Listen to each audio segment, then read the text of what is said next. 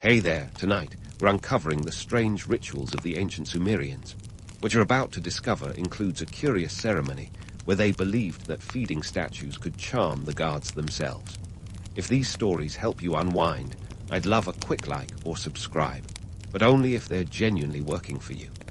I'm curious where in the world you're listening from, so drop your location and local time in the comments. It's amazing seeing our little community span the globe through these historical tales.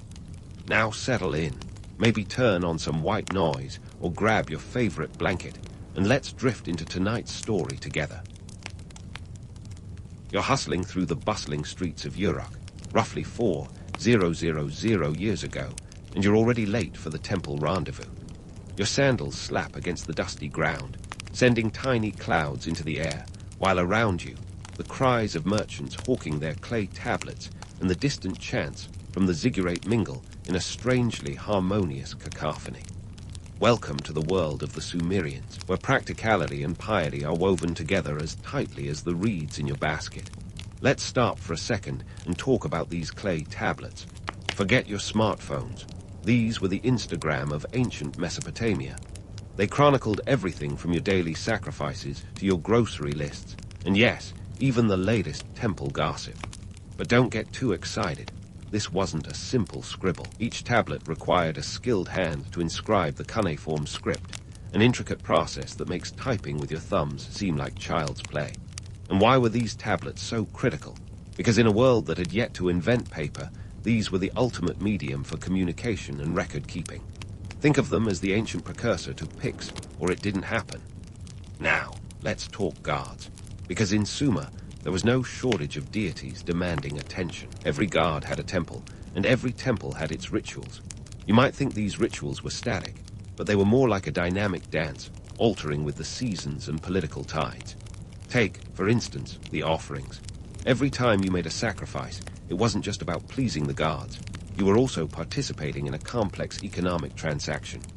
Grain, cattle, and even beer flowed into temple coffers, creating a hub of commerce and spirituality. The temple wasn't just a spiritual center, it was a full-blown economic powerhouse.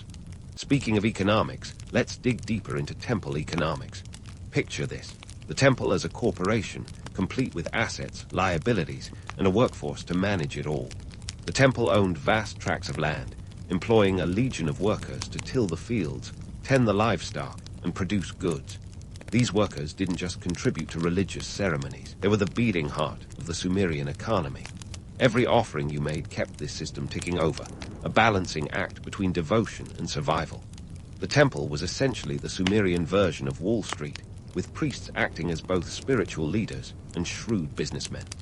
The blending of the sacred and the secular is what made Sumerian life so fascinating.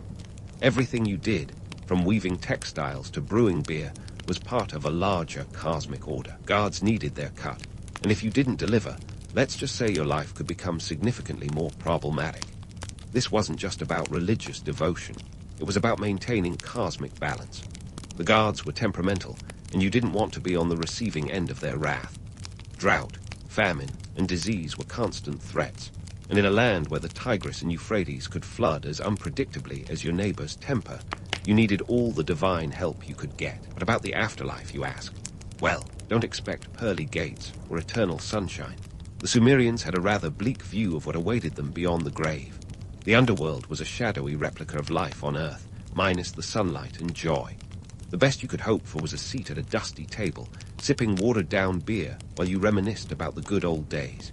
It's no wonder they focused so much on living well and appeasing the gods in the here and now. After all, if the afterlife was going to be a gloomy repeat of earthly existence, you better make this life count. Back to those rituals. They could range from the mundane to the bizarre. Picture yourself pouring libations to appease a thirsty deity, or participating in a procession that involved elaborate costumes and chants. Every gesture, every chant, was loaded with significance. The priests, of course, held the keys to these rituals, acting as intermediaries between the mortal and the divine. In some ways, they were the social influencers of their day. Think less Instagram selfies, more sacred ceremonies. But let's not romanticize too much. The harsh reality was that this system, like any other, had its winners and losers. The temple elite enjoyed privileges that the average farmer could only dream of. For most Sumerians, life was a relentless grind, punctuated by the occasional festival or market day. And while the gods demanded regular offerings, they didn't exactly offer a social safety net in return. Your status in society could rise and fall as unpredictably as the Tigris in flood season. So, as you make your way through the crowded marketplace, clutching your basket of offerings, remember that you're not just participating in a ritual. You're playing your part in a vast, interconnected system that has sustained Sumerian civilization for centuries. It's a world where practicality and piety are two sides of the same clay tablet, and every action, no matter how small, is imbued with a deeper meaning.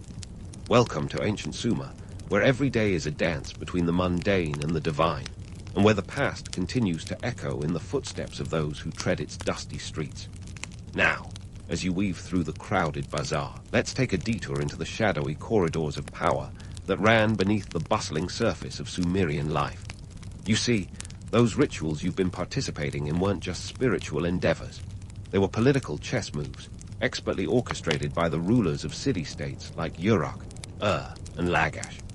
Picture the landscape of ancient Sumer as a checkerboard of competing city-states, each one attempting to outdo the other with its grandiose temples and elaborate rituals. In this game, the kings of Sumer wielded divine favor like a seasoned card shark, and the stakes were nothing less than control over the people and the land. Let's start with Uruk, a city that wasn't just blowing smoke when it claimed to be the biggest and baddest of the time. Around 2900 BCE, Uruk was a heavyweight contender, boasting a population that could rival any modern small town, with numbers hovering around 40,000. In this ancient metropolis, the king wasn't just a ruler, he was practically a divine celebrity. His power was legitimized by his alleged direct line to the gods, a lineage that was reinforced by the rituals he oversaw. Every incense stick burned, every chant intoned, was another notch on his divine belt. It was the Sumerian version of a PR campaign, with the king as both client and agency. Now, if you think the king was the only one pulling strings, think again. Enter the priests, the power brokers of the temple, who were as crucial to the political landscape as the rulers themselves. These priests weren't just leading prayers. They were the ancient spin doctors, crafting narratives that kept the populace in line. Imagine a priest standing in the temple courtyard, spinning tales of divine, well, that conveniently aligned with the king's latest edict. The temple was essentially a combination of church, bank, and media outlet, a one-stop shop for all your spiritual and societal needs. For a king, divine favor wasn't just a nice-to-have, it was a political necessity. The gods were the ultimate endorsers, and their approval could make or break a reign. The king's legitimacy was intimately tied to his ability to maintain the cosmic order, and if a few rituals here and there could keep the gods on his side, you bet he was going to make sure they happened. This divine mandate wasn't just a theoretical construct. It was a tangible force that shaped everything from tax policies to military campaigns. Speaking of military campaigns, let's not forget the city-state of Lagash, where power dynamics played out on a grand scale. Lagash was often at odds with its neighbor Umma, squabbling over fertile land like two kids fighting over the last piece of cake. The conflict between these two wasn't just about territorial gains. It was an ideological battle, each side claiming divine support for their cause. The priests would step in, performing rituals to invoke the gods' favor, effectively acting as the ancient equivalent of loading the dice. But what about the common folks, you ask? How did these political machinations affect their daily grind? Well, life for the average Sumerian was a balancing act between appeasing the gods and surviving the whims of their rulers. Taxes were collected in the form of goods and labor, and those grand temples didn't build themselves. Ordinary citizens found themselves contributing to the construction of ziggurats and the upkeep of the temple estates, all under the watchful eyes of both king and priest.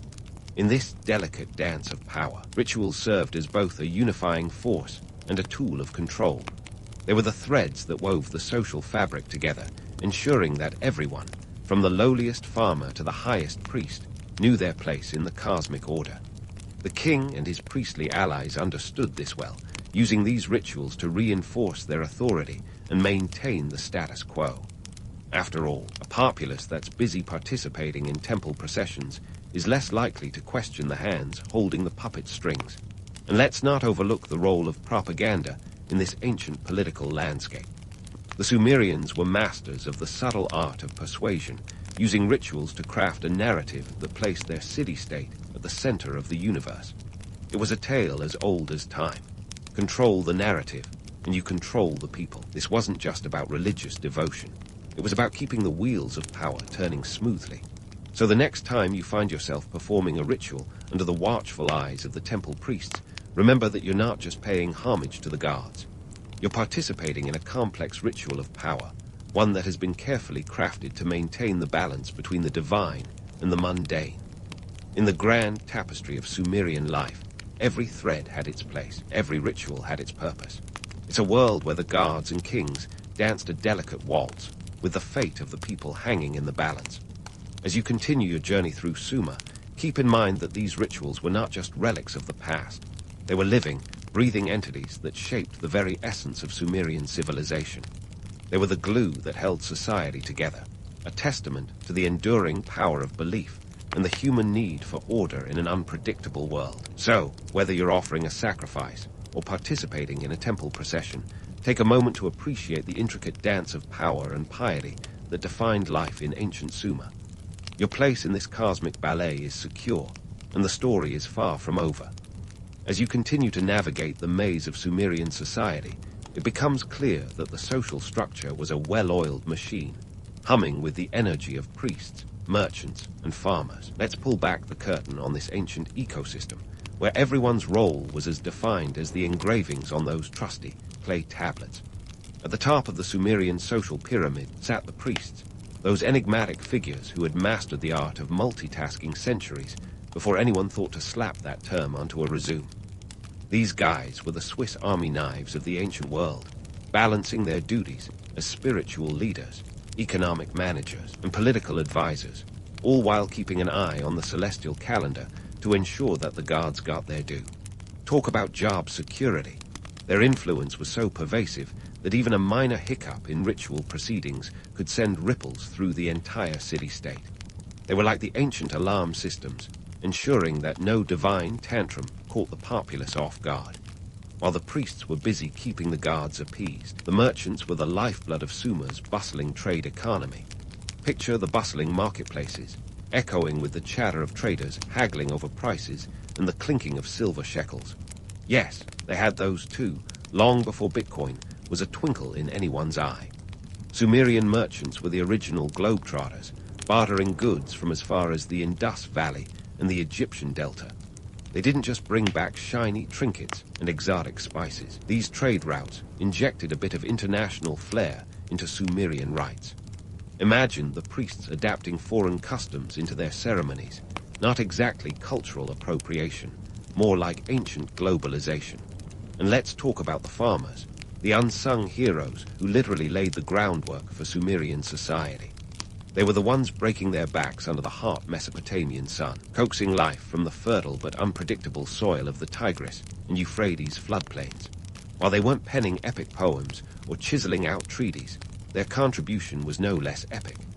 These folks were responsible for the food supply that kept the whole city-state ticking over. No grain, no game. Their work was so vital that Sumerian laws, like the famous Code of Ur-Nammu from around 2100 BCE, often leaned in their favor to ensure they weren't unduly exploited. The farmers were the backbone of the economy, and let's be honest, the priests didn't want to risk angering the guards by letting their fields go fallow. Now, if you think ancient bureaucracy was as dry as those clay tablets, think again. The Sumerians managed to make organization an art form, with a bureaucratic system so advanced it could give modern civil servants a run for their money. Picture this: intricate records of trade transactions, harvest yields, and temple offerings meticulously documented on tablets. It was a complex web of data, but instead of Excel spreadsheets, they had armies of scribes etching away with styluses. And just like today's office workers, these scribes were the unsung heroes, ensuring that the gears of the Sumerian economy kept turning smoothly. But bureaucracy wasn't just about keeping tabs on goods. It was also a tool of power. The ability to control information was as valuable then as it is now. Priests and scribes held the keys to this treasure trove of data, using it to maintain social order. Imagine a scribe as the ancient world's gatekeeper, controlling who got what information, a bit like your IT department, only with a stronger grip on society's pulse. This control was crucial because in Sumer, knowledge wasn't just power. It was the very foundation of their society. Now, let's not sugarcoat it. This system wasn't without its flaws. Like any society, Sumer had its fair share of corruption and inequality. Those at the top often enjoyed privileges that were worlds apart from the daily grind of the common folk. But it's important to recognize the delicate balance that allowed this civilization to flourish for centuries. The priests, merchants, and farmers each played their part in sustaining the ritual economy, ensuring that the whole was greater than the sum of its parts. In this intricate dance of faith and finance, the Sumerians left an indelible mark on history. Their legacy isn't just in the ruins of ziggurats or the shards of pottery. It's in the very fabric of how we understand the intersection of religion, economy, and society. They demonstrated that even in a world ruled by capricious gods and unpredictable rivers, human ingenuity could carve out a semblance of order. So as the sun sets over the dusty streets of Uruk, casting long shadows over the bustling marketplaces and towering temples, take a moment to appreciate the complexity of this ancient world. The Sumerians may have lived in a time where the divine and the mundane were inseparable, but their story is far from ancient history. It's a testament to the enduring power of human enterprise, a reminder that even in the face of chaos, we can find harmony. And with that, we leave this chapter open, ready to dive deeper into the intricacies of Sumerian life. There's still so much to uncover, from the nuances of their legal systems to the mysteries of their artistic expressions. So stick around, because the best stories are the ones that invite us to keep exploring. Before we dive headfirst into the murky waters of Sumerian rituals, let's pause for a moment to appreciate the tapestry of human experience these myths have woven. The sacred marriage, or asterisk hieros, Gamo's asterisk, is one of those stories that sounds like it was ripped straight from a glossy romance novel, complete with divine lovers and celestial fireworks. But hold your horses, or in this case, your chariots, because the reality is less a love story and more a story about societal order wrapped in a divine package. The sacred marriage was believed to be an annual union between the king and a high priestess, representing the god Dumuzi and the goddess Inanna. Picture the scene: lavish ceremonies, opulent costumes, and rituals that seem to promise divine blessings for the city and its crops. The Sumerians were nothing if not pragmatic, so why not add a bit of cosmic insurance to the mix? But before you get swept away by visions of ancient romance, let's dig into the cold, hard facts. First off, the sacred marriage wasn't exactly a candlelit dinner for two. It was a highly orchestrated affair, designed to reinforce the king's divine legitimacy and the social hierarchy. The Epic of Gilgamesh, one of the oldest surviving works of literature, gives us some tantalizing clues. In one part, Inanna offers herself to Gilgamesh, promising him wealth and power. Spoiler alert, he declines, but the underlying message is clear. These rituals were less about passion and more about political propaganda. Now, let's talk logistics. Staging these ceremonies was like organizing a modern-day state banquet, only without the benefit of caterers or event planners. The temple's resources were stretched thin, with offerings piling in like a Mesopotamian Amazon Prime delivery. But unlike your average delivery service, this was a high-stakes operation.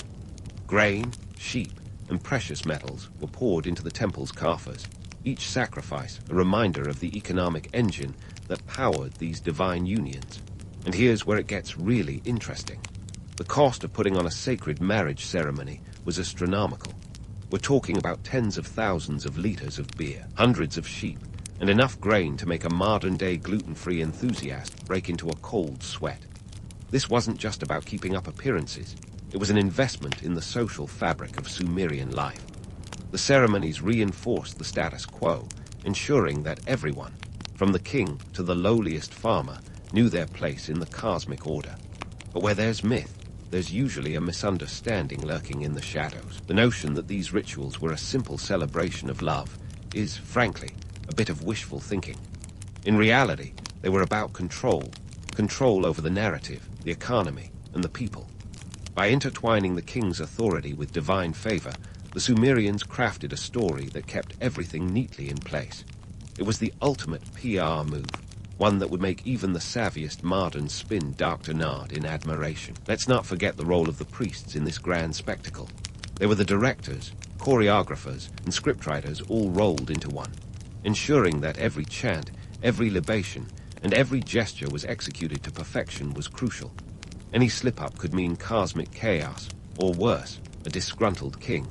The priests were the gatekeepers of divine order, and they wielded their power with the precision of a master conductor leading an orchestra. Now, you might be wondering what the common folk made of all this divine drama.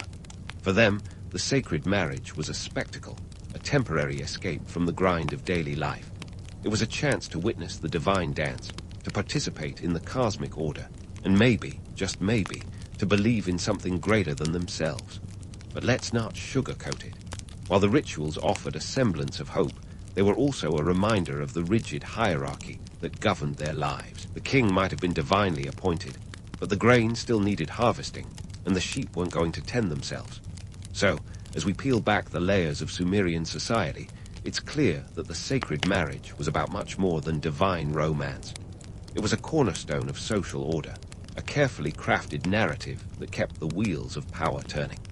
The Sumerians understood that myths were powerful tools, capable of shaping perceptions and maintaining control. And while the realities of these rituals might not be as rosy as legend suggests, they offer a fascinating glimpse into a world where belief and pragmatism danced hand in hand. As we continue to unravel the mysteries of Sumerian life, remember that every myth has its roots in reality. The sacred marriage might not have been the love story of the ages, but it was a vital thread in the fabric of Sumerian civilization. The divine and the mundane were inextricably linked, each playing its part in the grand tapestry of human history. And as we journey further into the world of ancient rituals, there's no doubt that more surprises await. So, hold onto your sandals. This dance is far from over. So, as we peel back the layers of Sumerian society, it's clear that the sacred marriage was about much more than divine romance. It was a cornerstone of social order, a carefully crafted narrative that kept the wheels of power turning. The Sumerians understood that myths were powerful tools, capable of shaping perceptions and maintaining control. And while the realities of these rituals might not be as rosy as legend suggests, they offer a fascinating glimpse into a world where belief and pragmatism danced hand in hand.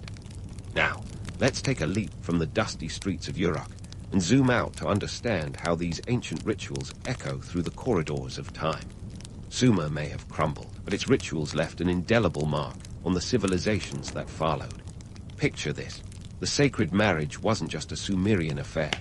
Its echoes can be heard in the rituals of the Babylonians, who took the concept and ran with it, adding their own flourishes, like the time they threw a party for the gods during their New Year festival. This wasn't just a cultural remix. It was a testament to the enduring power of ritual as a tool for social cohesion. The influence didn't stop there. Fast forward to ancient Egypt, where the pharaohs claimed divine parentage and ensured that their rule was seen as a cosmic necessity. While they may not have staged sacred marriages in the Sumerian sense, they certainly borrowed the idea of divine legitimacy, wrapping their political power in a cloak of celestial approval.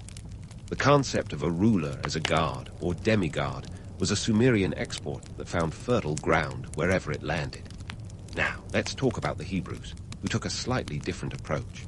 While they weren't borrowing rituals wholesale, they were influenced by the idea of a covenant with a divine power, a concept that resonated deeply in their theological and social systems. The notion of divine favor as a foundation for law and order has clear parallels with Sumerian practices, albeit with a monotheistic twist. It's like seeing a family resemblance in an estranged cousin, familiar, yet distinct. Jump forward a bit more, and you see the Romans, masters of adaptation, who took the concept of divine favor and institutionalized it. Their emperors were hailed as gods, and while they might not have been participating in sacred marriages, they sure knew how to throw a lavish ceremony to keep the divine narrative alive. This divine endorsement was less about spiritual enlightenment and more about political strategy.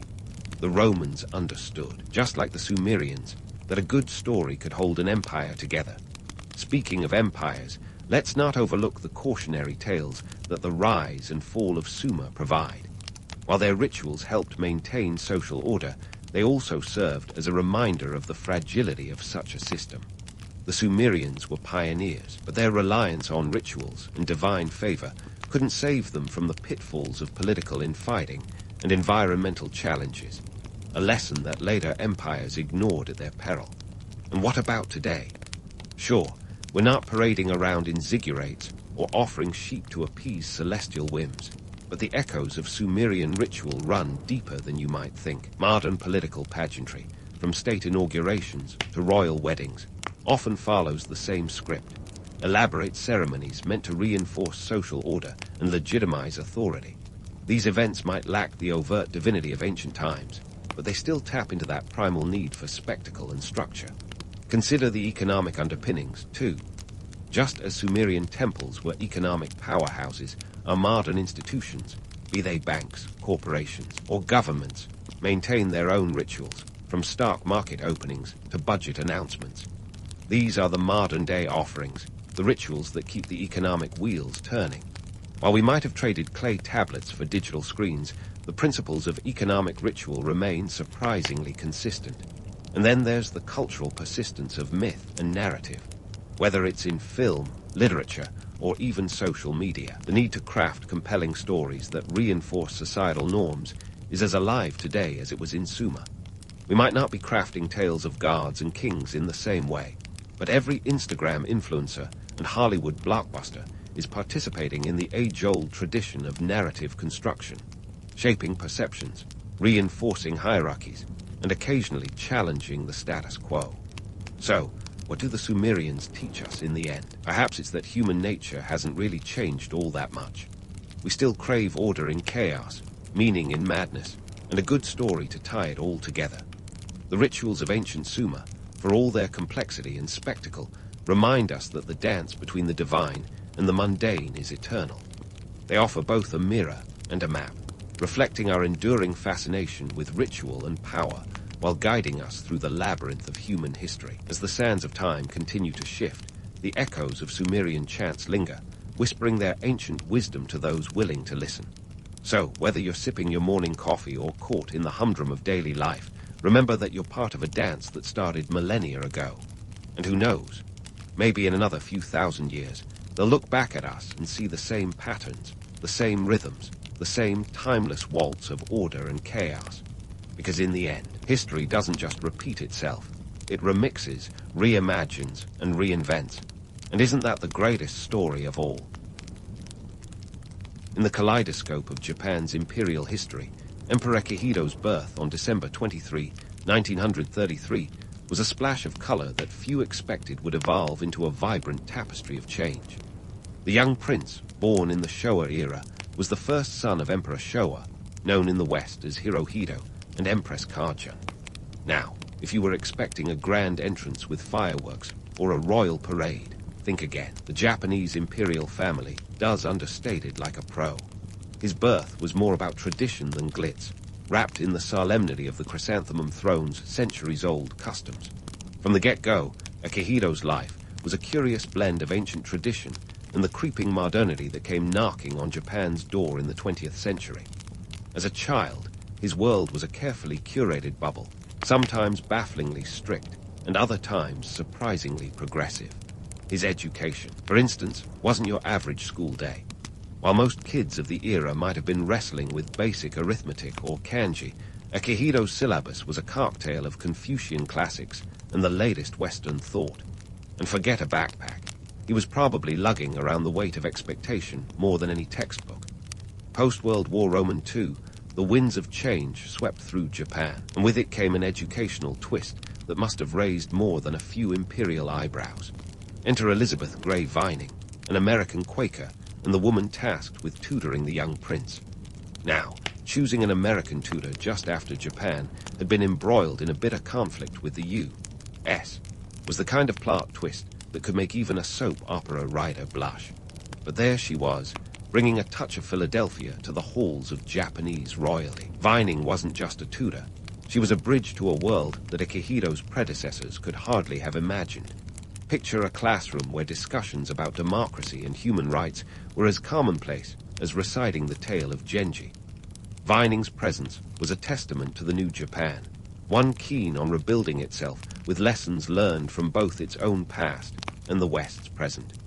As you can imagine, this educational experiment had its quirks. While Akihito was learning about the Declaration of Independence, he was also expected to master the tea ceremony, wearing a kimono as naturally as a second skin. It was a balancing act, a symbol of the Heisei era's duality, this era that Akihito would eventually come to define. His life was a living mosaic of contradictions, a modern emperor who was also the guardian of tradition. But let's not romanticize it too much. The reality was, young Akihito was navigating a dizzying array of expectations. On one hand, he was the heir to the oldest hereditary monarchy in the world, with all the pomp and circumstance that entailed. On the other, he was just a boy who might have preferred to swap his imperial duties for a game of catch. Yet, duty called, and in the Japanese imperial family, you don't just let that call go to voicemail. Speaking of family, let's touch on the peculiarities of royal upbringing. While many kids might endure the occasional piano lesson, or, heaven forbid, a stint in a school play, Akihito's youth involved a curriculum where sword fighting and poetry were equally weighted subjects. The imperial household was a world where every bow and every word carried the weight of tradition, each gesture echoing with centuries of history. The young prince had to embody the past, even as he was being groomed to lead the future. Yet, the real twist came not from these ancient customs, but from the modern influences creeping into his life. Take, for instance, the effects of Allied occupation post-1945. Japan was a nation in flux, and the imperial family, despite its divine status, was not immune to the winds of change. The Americans, who now occupied the country, were keen on introducing democratic ideals, and Akihito's education became the front line for this cultural exchange. And here's where things get truly fascinating. The juxtaposition of Akihito's upbringing against the backdrop of a nation rebuilding itself. While he was learning about the Magna Carta, Japan was adopting a new constitution in 1947, one that stripped away the emperor's divine status and redefined the role of the imperial family. Akihito would grow up not as a future deity, but as a symbol of national unity, a living embodiment of peace and reconciliation, a tall order for any kid, let alone one whose daily schedule probably included a crash course on the intricacies of flower arranging. Despite the gravitas of his position, there was a lightness to Akihito's early years, a sense of humor that Elizabeth Gray Vining helped nurture. She described him as a lively and intelligent boy with a curiosity that often led to delightful surprises. One can imagine young Akihito, with his wide-eyed wonder, asking questions that cut through the formalities like a hot knife through butter. After all, when you're being taught by someone who represents the former enemy, curiosity is bound to follow. Akihito's childhood was a testament to the bizarre intersections of tradition and modernity, where a young prince could be found discussing democracy one moment and practicing the delicate art of calligraphy the next. It was a life that seemed to defy logic, yet somehow it worked. It set the stage for Akihito to become a different kind of emperor, one who would redefine the role in ways that even the most imaginative court astrologer couldn't have predicted. As we draw the curtain on this chapter of Akihito's life, it's clear that his upbringing was not just a series of events, but a complex narrative that laid the groundwork for an era of unprecedented change. The young prince, shaped by both the rigidity of tradition and the fluidity of modern thought, was poised to lead Japan into the Heisei era, a time that would be marked by peace, paradox, and the enduring influence of a young boy who grew up learning to balance the weight of the past with the promise of the future. And so, the stage was set for Akihito to usher Japan into the Heisei era, a time that promised change and challenge in equal measure. Fast forward to 1989, a year that was supposed to be Japan's financial crescendo, the economic equivalent of a champagne tower at a lavish party. The nation was riding high on an economic bubble that had property prices in Tokyo soaring to a point where the Imperial Palace grounds were valued higher than all of California. No, that's not a typo. Japan was the land of the rising real estate prices. Amidst this financial euphoria, Akihito ascended to the throne in January 1989. But let's not kid ourselves. His timing was, shall we say, less than impeccable. Just as he was getting comfortable in the imperial seat, the bubble burst, and with it, the dreams of an economic utopia.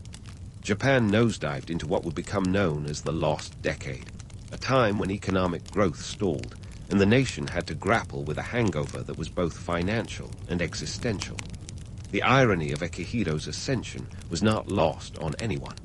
Here he was, the new face of a modernizing Japan, taking charge just as the economic high came crashing down like a Jenga tower after one too many martinis. The Heisei era, named for peace everywhere, was also a chapter in Japan's story that called for introspection and healing. Akihito's reign was marked by a concerted focus on peace and reconciliation, a theme that was both a personal mission and a national necessity. He had the unenviable task of leading a country that was still reconciling its wartime past with its post-war identity. The emperor chose to embrace this narrative, using his role to foster dialogue and understanding, rather than just preside over ceremonial tea parties. One of Akihito's most significant steps towards reconciliation was his 1992 visit to China, the first by a Japanese emperor. It was a diplomatic milestone, sure, but also a PR minefield riddled with historical landmines. Let's be honest, Japan and China had a complicated history, and this wasn't exactly a prelude to a buddy comedy. The visit was an attempt to mend fences that had been damaged during World War II, a conflict that left deep scars and mutual mistrust. Akihito's visit to China was akin to walking a tightrope while juggling flaming torches. The emperor had to address the past without dredging up old wounds, a diplomatic dance that required the finesse of a prima ballerina. He expressed deep sorrow over the suffering caused during the war, a gesture that was both powerful and poignant. It was a moment that highlighted Akihito's commitment to peace and his understanding of history's weight. Despite the careful choreography, the visit was not without its critics. Some viewed it as a necessary gesture towards healing, while others saw it as an insufficient apology. But perhaps that was the point. Reconciliation was never going to be a one-size-fits-all affair. It required nuance, patience, and a willingness to embrace uncomfortable truths. This journey to China was emblematic of Akihito's broader approach during the Heisei era. He wasn't content to just be a figurehead, waving politely from the palace balcony. He wanted to be a bridge, connecting Japan's past with its future and its people with the world. Yet, the path of reconciliation was fraught with challenges, not least of which was navigating the delicate balance of diplomacy and frankness. Akihito's diplomatic efforts weren't just about international relations. They also reflected a deeper understanding of Japan's internal dynamics.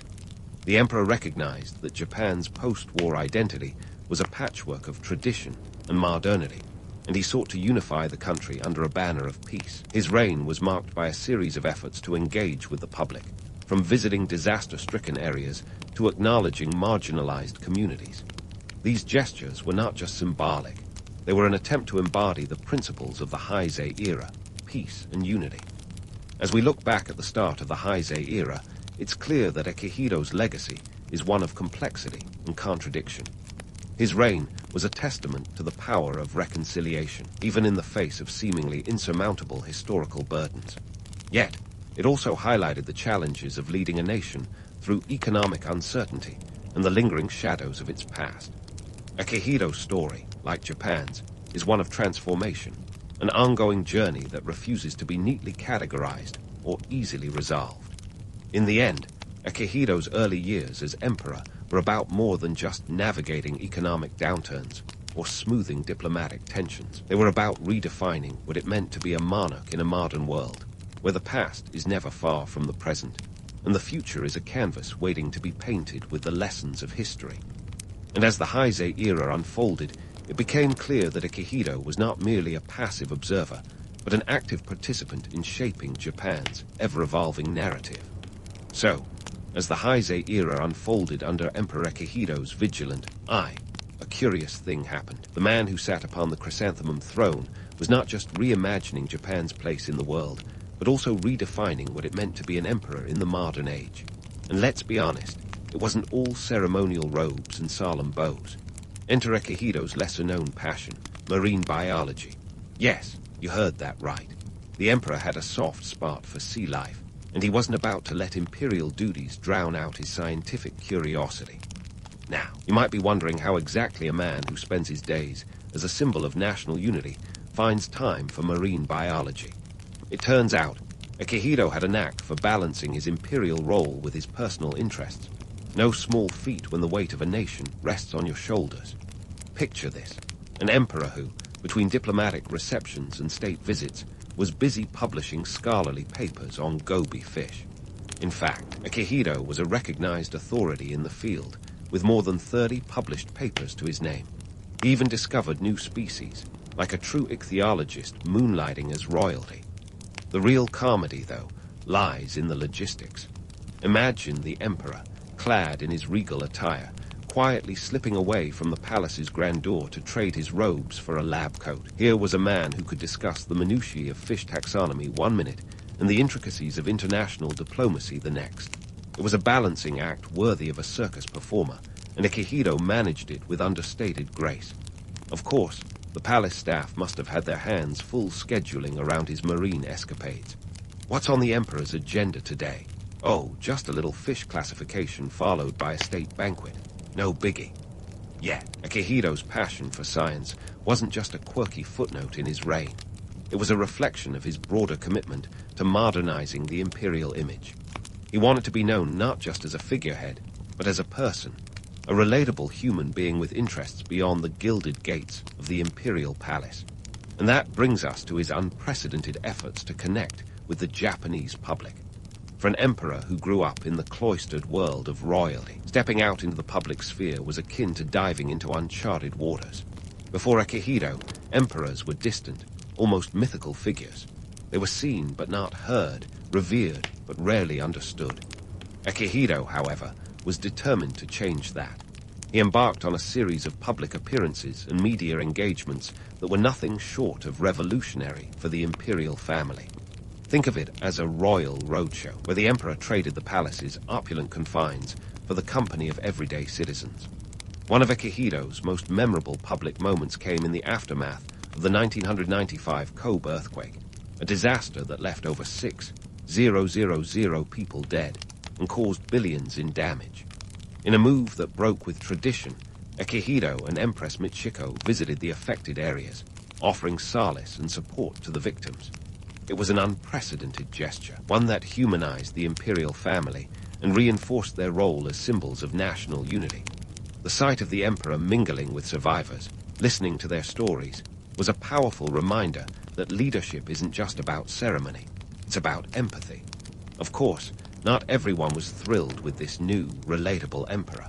Critics argued that Akihito's frequent public appearances risked diluting the imperial mystique. After all, wasn't the allure of royalty partly its inaccessibility? But Akihito understood that in a rapidly changing world, clinging to old traditions was a surefire way to become irrelevant. He was walking a tightrope, balancing the need to maintain the imperial aura with the desire to foster a genuine connection with the people. And let's not forget the media. In the age of television and tabloids, even emperors weren't immune to the prying eyes of the press. Akihito's reign saw an unprecedented level of media engagement, from carefully choreographed interviews to more candid moments captured by the paparazzi. It was a double-edged sword, a tool for transparency and a potential minefield of public scrutiny. Yet, Akihito navigated this landscape with the same skill he applied to his marine biology studies, aware that transparency was key to demystifying the throne. In the grand tapestry of Japan's imperial history, Akihito's reign stands out not just for its diplomatic milestones, but for its human touch. He was an emperor who, despite the constraints of tradition, dared to be different. His passion for marine biology, far from being a frivolous hobby, was emblematic of his broader vision, a vision that embraced both the past and the future, the ancient and the modern. And as we continue to unravel the story of his life, it's clear that Akihito was more than just a symbol. He was a living, breathing testament to the power of adaptability in an ever-changing world. So, As we swim further into the waters of Akihito's legacy, remember this. The man who loved fish also loved his country, and in his own quiet way, he helped steer both toward a more inclusive, understanding future. Stay tuned, because the tale of Emperor Akihito isn't quite finished yet. There's more to explore, more to discover, and yes, more myths to bust as we journey through the Heisei era.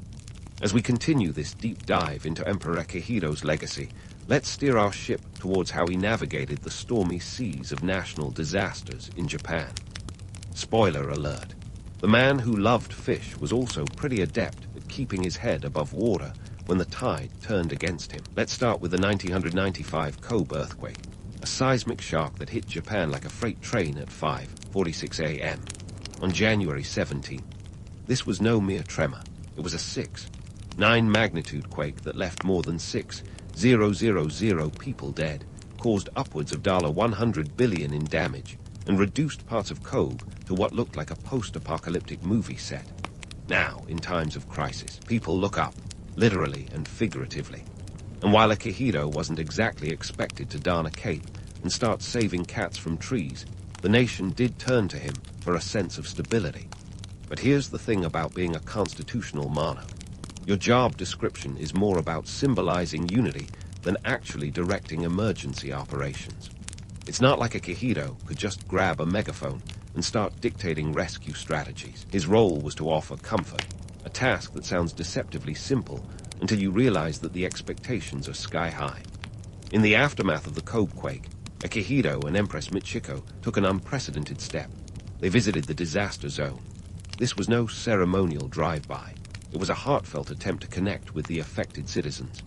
Picture the emperor and empress, clad in simple attire, kneeling on tatami mats in makeshift shelters, listening intently to survivors' stories. The sight of Japan's imperial couple offering condolences and encouragement was a powerful image that transcended words. It wasn't about grand speeches or sweeping gestures. It was about being present in the moment, showing empathy and solidarity. But let's not romanticize the situation too much. The reality was that Akihito's visit was a break from tradition that raised eyebrows in some circles. Critics questioned whether it was appropriate for the emperor to step so directly into the public sphere, arguing that it could blur the lines of his constitutional role. Yet, the public response was overwhelmingly positive, and the visit became a defining moment in Akihito's reign, a testament to his belief that an emperor's strength lies in his ability to empathize and connect with his people. Fast forward to 2011, another year that would test Japan's resilience and Akihito's empathetic leadership. On March 11th, the Tohoku earthquake and tsunami struck with terrifying force, a 9.0 magnitude quake that unleashed a tsunami towering up to 40 meters high in some areas. This disaster was a triple whammy: an earthquake, a tsunami, and the subsequent nuclear crisis at the Fukushima Daiichi power plant. It was the most powerful earthquake ever recorded in Japan, and the fourth most powerful in the world since modern record-keeping began in 1900. The toll: nearly 20,000 people dead or missing, entire towns wiped off the map, and economic costs soaring to around $235 billion. In the face of such devastation, Akihito once again donned his mantle of quiet strength. But this time, he took things a step further by addressing the nation on television, a first for any Japanese emperor since World War II. His message was one of calm reassurance, delivered with the poise of a seasoned diplomat and the sincerity of a grandfather offering comfort to a shaken family. He urged the Japanese people to never give up hope, and emphasized the importance of helping one another through the ordeal. Akihito's televised address was a masterclass in understated leadership. He didn't promise miracles. Instead, he acknowledged the pain and uncertainty while encouraging a spirit of resilience and cooperation. It was a moment that underscored the sometimes absurd expectations placed on a constitutional monarch, expected to comfort without overstepping, to inspire without taking charge. Yet, Akihito handled it with the same grace he'd shown throughout his reign. The aftermath of the Tohoku disaster was a test not just of infrastructure, but of morale, and Akihito's leadership was a crucial component in the healing process. He and Empress Michiko visited evacuation centers, speaking with evacuees and offering solace. They even ventured into the Fukushima region, a move that was both symbolic and risky given the concerns about radiation exposure. It was a gesture that demonstrated the imperial couple's commitment to their people, underscoring their willingness to share in the hardships faced by the nation. But here's the kicker. Even as Akihito was lauded for his empathetic response, critics couldn't resist pointing out the limitations of symbolic leadership. After all, an emperor's role during a disaster is largely ceremonial, and there's only so much comfort to be derived from a bow and a few kind words. Yet, in a country where tradition holds immense sway, and the emperor is viewed as a living symbol of unity, Akihito's actions carried significant weight. They were a reminder that leadership isn't just about policy. It's about presence, understanding, and the ability to unite people even in the darkest of times. Still, the absurdity of it all can't be ignored. Here was a man who, by constitutional design, had no real power, yet was expected to wield enormous influence in times of crisis. It's the kind of paradox that would make even the most seasoned political analyst scratch their head. But Akihito managed to navigate this tricky terrain with a deftness that spoke to his understanding of both his role and his nation. In the grand narrative of Akihito's reign, his responses to national disasters stand out as defining moments. They reveal the complexities of being an emperor in the modern age, where tradition and expectation collide with the realities of a rapidly changing world.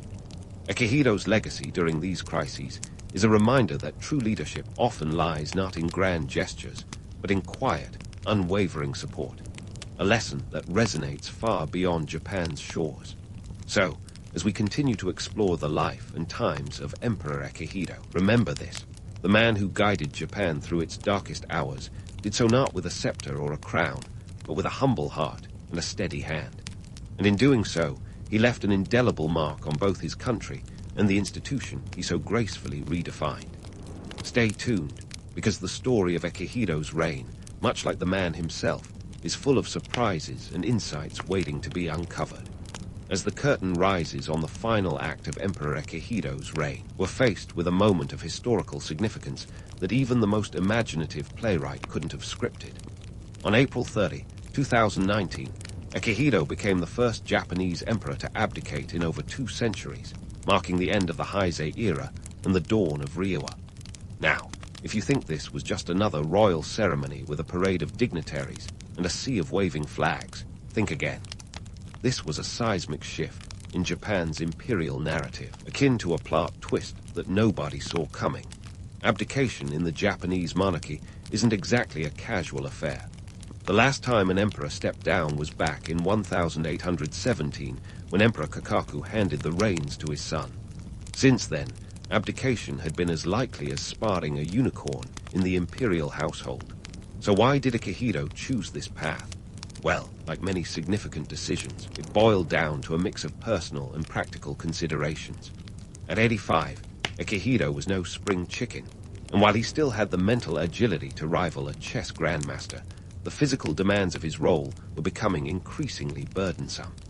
Think of it as realizing you're more suited to coaching from the sidelines than running the full marathon.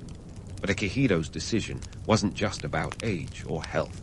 It was also a reflection of his progressive mindset. Here was a man who had spent his reign balancing tradition with modernity, quietly reshaping the role of the emperor to better fit the times.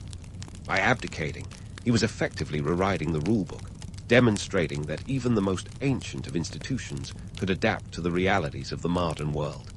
It was a move that underlined Akihito's legacy as a monarch who wasn't afraid to break the mold when necessary. As Akihito stepped down, he passed the baton to his son, Crown Prince Naruhito, ushering in the Reiwa era, which translates to beautiful harmony. It was a fitting name for a period that promised to continue the themes of peace and unity that had defined Akihito's reign. The transition wasn't just a change of guard. It was a moment of reflection on the legacy of the Heisei era, an era marked by its fair share of triumphs and tribulations. Let's not sugarcoat it. The Heisei era was a roller coaster ride through Japan's economic, social, and political landscape. It began with the bursting of the asset price bubble in the early 1990s, an economic implosion that sent shockwaves through the nation and ushered in what would become known as the Lost Decade. It was a time when Japan's economy, once the envy of the world, found itself grappling with stagnation and deflation. The irony of the Heisei era's name, meaning peace everywhere, wasn't lost on those who witnessed the economic turmoil that ensued. Yet, amid the financial woes, the Heisei era was also a period of introspection and transformation. Akihito's reign coincided with Japan's efforts to come to terms with its wartime past and redefine its place in the world. From the emperor's historic visit to China in 1992 to his televised address following the 2011 Tohoku disaster, Akihito demonstrated a commitment to reconciliation and empathy that resonated with the Japanese public and the international community alike. His actions served as a reminder that leadership isn't just about wielding power. It's about connecting with people on a human level.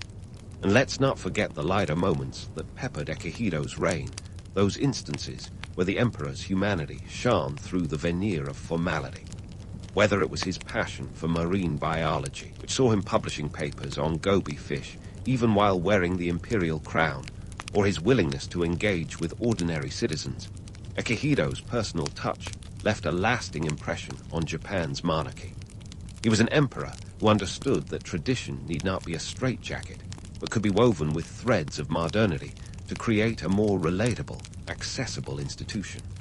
As we bid farewell to the Heisei era, it's worth reflecting on the humorous and poignant aspects of Akihito's reign.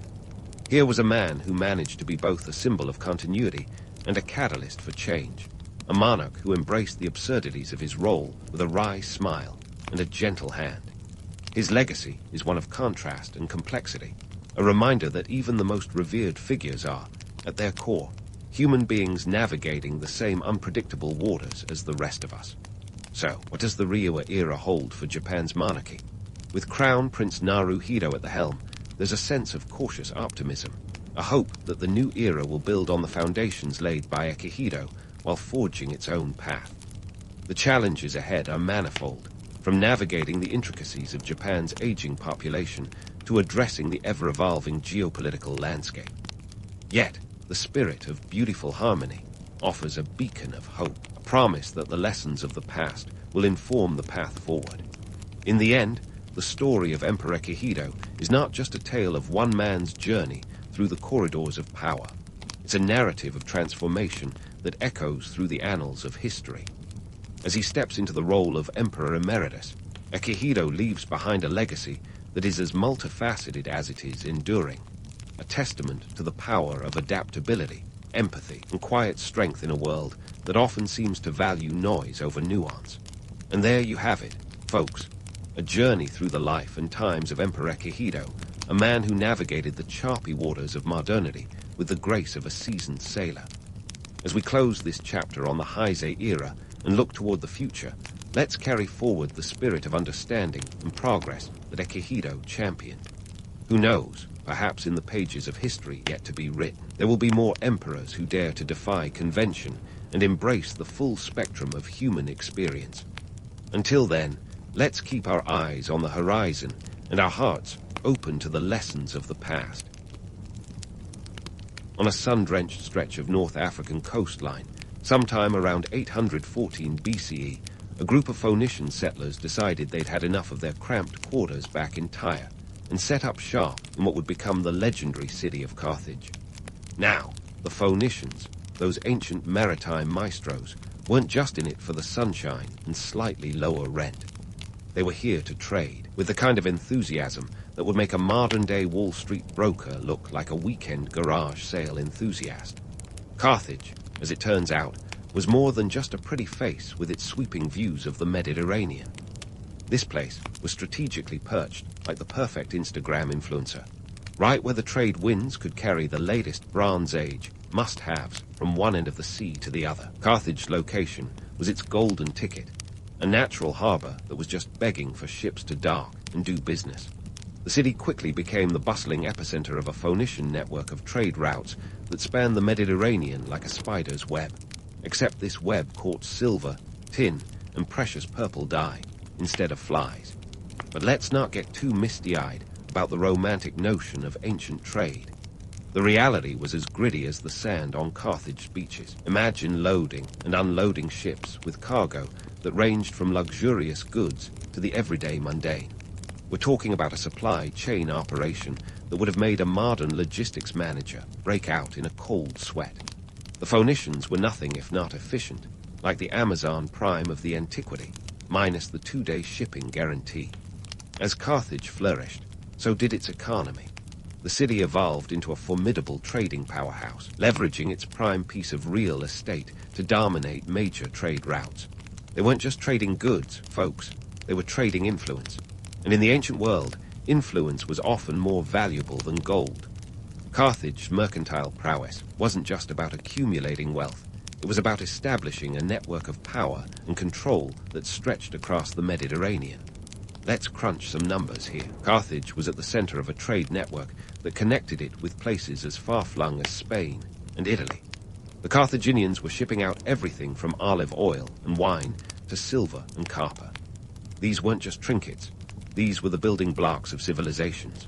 And let's not forget about their prized purple dye, painstakingly extracted from murex snails, which was so valuable that wearing it was basically the ancient equivalent of flaunting a designer label. Of course, with great power comes great responsibility, or in this case, great rivalry. Carthage's dominance didn't sit well with everyone.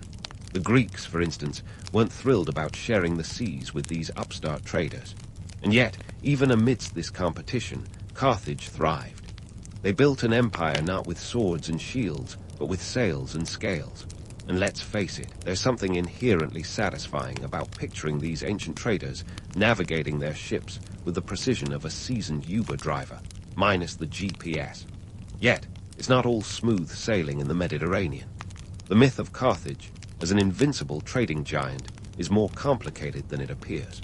While they were undoubtedly successful, they weren't immune to the economic and political storms that could hit even the most strategic of harbors. Pirate attacks, shifting alliances, and the ever-looming threat of Roman expansion were constant reminders that the sea was as treacherous as it was bountiful. In the grand tapestry of history, Carthage is a testament to the power of trade as a tool for building empires. It wasn't just about the goods, though let's be honest, everyone loves a good deal. It was about the connections, the innovations, and the sheer audacity to turn a small settlement into a juggernaut of commerce. Carthage's origins as a Phoenician outpost may have started with a group of settlers looking for a new home, but it became a symbol of what happens when you harness the winds of trade with ambition and a splash of cunning. As Carthage steadily transformed from a humble outpost into a swashbuckling titan of trade, it wasn't just the city's sheer gumption that caught the world's eye. It was their economic wizardry. Let's dive into the nitty-gritty of their trade empire with the kind of detail that would make an Excel spreadsheet blush. The Carthaginians didn't just deal in the basics. They had a taste for the exotic. We're talking precious metals like silver and gold, mined and minted with the kind of craftsmanship that would make a jeweler swoon. Their reach extended to the Iberian Peninsula, where they sourced silver in quantities that would make a pirate go weak at the knees. Think around 40 metric tons annually at their peak. But it wasn't all about shiny things. Carthage was the ancient world's version of a luxury boutique, dealing in textiles that rivaled the finest Parisian runways. Their purple cloth, dyed with that infamous murex dye, was the very definition of haute couture. If you're into a look that screams, I've got connections, and I'm not afraid to use them. And let's talk textiles. Fine linens and intricate weavings that would make even today's fashionistas raise an eyebrow. These weren't just any garments. These were status symbols, the ancient equivalent of a high-end brand. Now, onto something a bit more ferocious. Carthage trade in exotic animals. Picture this. Elephants shipped from Africa, ready to stomp onto the battlefields as the tanks of antiquity. Yes, Hannibal's legendary elephants didn't just wander into military service. They were part of a well-oiled trade network that moved everything from tusks to trunks. These animals weren't just for war, though. They were a sign of prestige, paraded around in a display of wealth and power that would make even the most extravagant royal zoo keeper envious. The Carthaginians, ever the shrewd business minds, knew that a thriving economy required more than just goods. It needed a robust currency system. Enter the shekel. a silver coin that was as much a symbol of Carthage's influence as it was their economic backbone. This wasn't just pocket change. It was the linchpin of a currency system that flowed through the Mediterranean like a well-oiled machine. Carthage's minting operations were no joke, producing coins that were not only a medium of exchange, but also a testament to their artistic flair. These coins featured images of their gods and heroes, a subtle reminder of Carthage's cultural and economic prowess. But let's not forget the real stars of the Carthaginian economy, their ships. These weren't your run-of-the-mill vessels. They were marvels of engineering that could have given Da Vinci himself a run for his money. Carthage shipbuilders were the Elon Musks of their day, crafting quinquiremes with the latest naval tech. These ships were faster, more agile, and packed with more cargo than your average Roman trireme, making them the envy of every Mediterranean port. The Carthaginians didn't just build ships. They built floating fortresses that could navigate the choppy seas with the precision of a Swiss watch. Now, as much as Carthage's trading prowess was impressive, it wasn't all smooth sailing. Enter the whimsical term, Carthaginian peace. Sounds pleasant, right? Wrong. This was a euphemism for peace terms so harsh that they made a Spartan upbringing look like a spa day. The term was coined after Rome's victory in the Third Punic War, where the peace imposed on Carthage meant their complete and utter submission. It was the ancient equivalent of a hostile takeover, leaving Carthage with less power than a candle in a hurricane. Despite the heavy-handedness of this so-called peace, Carthage's economic policies were nothing short of revolutionary. They understood that a diversified portfolio wasn't just for stockbrokers. By expanding their trade networks and innovating their ship designs, they maintained an empire that thrived on commerce rather than conquest. This was a society that valued the pen, or in this case, the ledger, over the sword. In the grand theater of history, Carthage took the stage as the master of mercantile drama, juggling goods, currency, and influence with the skill of a seasoned performer. Yet, it wasn't just about the trade. It was about the connections they forged and the stories they told through their goods. Carthage's narrative was one of ambition, ingenuity, and a little bit of swagger. As we sail further into the complexities of Carthaginian life and legacy, remember that this tale is far from over. The Carthaginians may have faced setbacks that would have sunk lesser empires, but their story is as enduring as their legendary purple dye. So, stay tuned as we continue to unravel the threads of this ancient powerhouse, exploring not just their triumphs, but the challenges that made them. As we set sail deeper into Carthaginian history, let's navigate through the political tides that buoyed their trade empire. Picture a society where the political scene was as complex as a Byzantine mosaic, and yet somehow the Carthaginians managed to keep their economic juggernaut sailing smoothly. At the helm of this ship was the Maganid dynasty, a family that wielded power with the kind of finesse that would make a modern political strategist take notes. Now, if you're imagining a bunch of stuffy old men in togas, think again.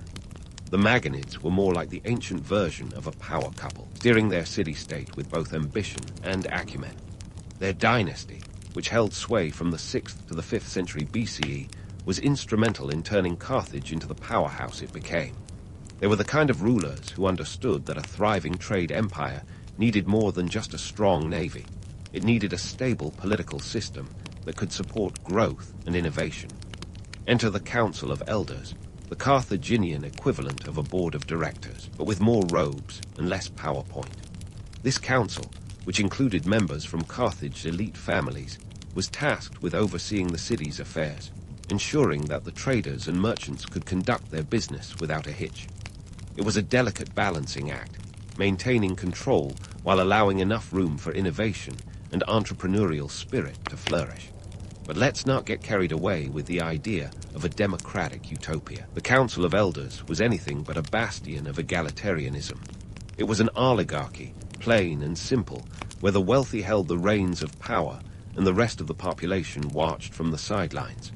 Think of it as a gated community where the residents decided who got to play and who didn't.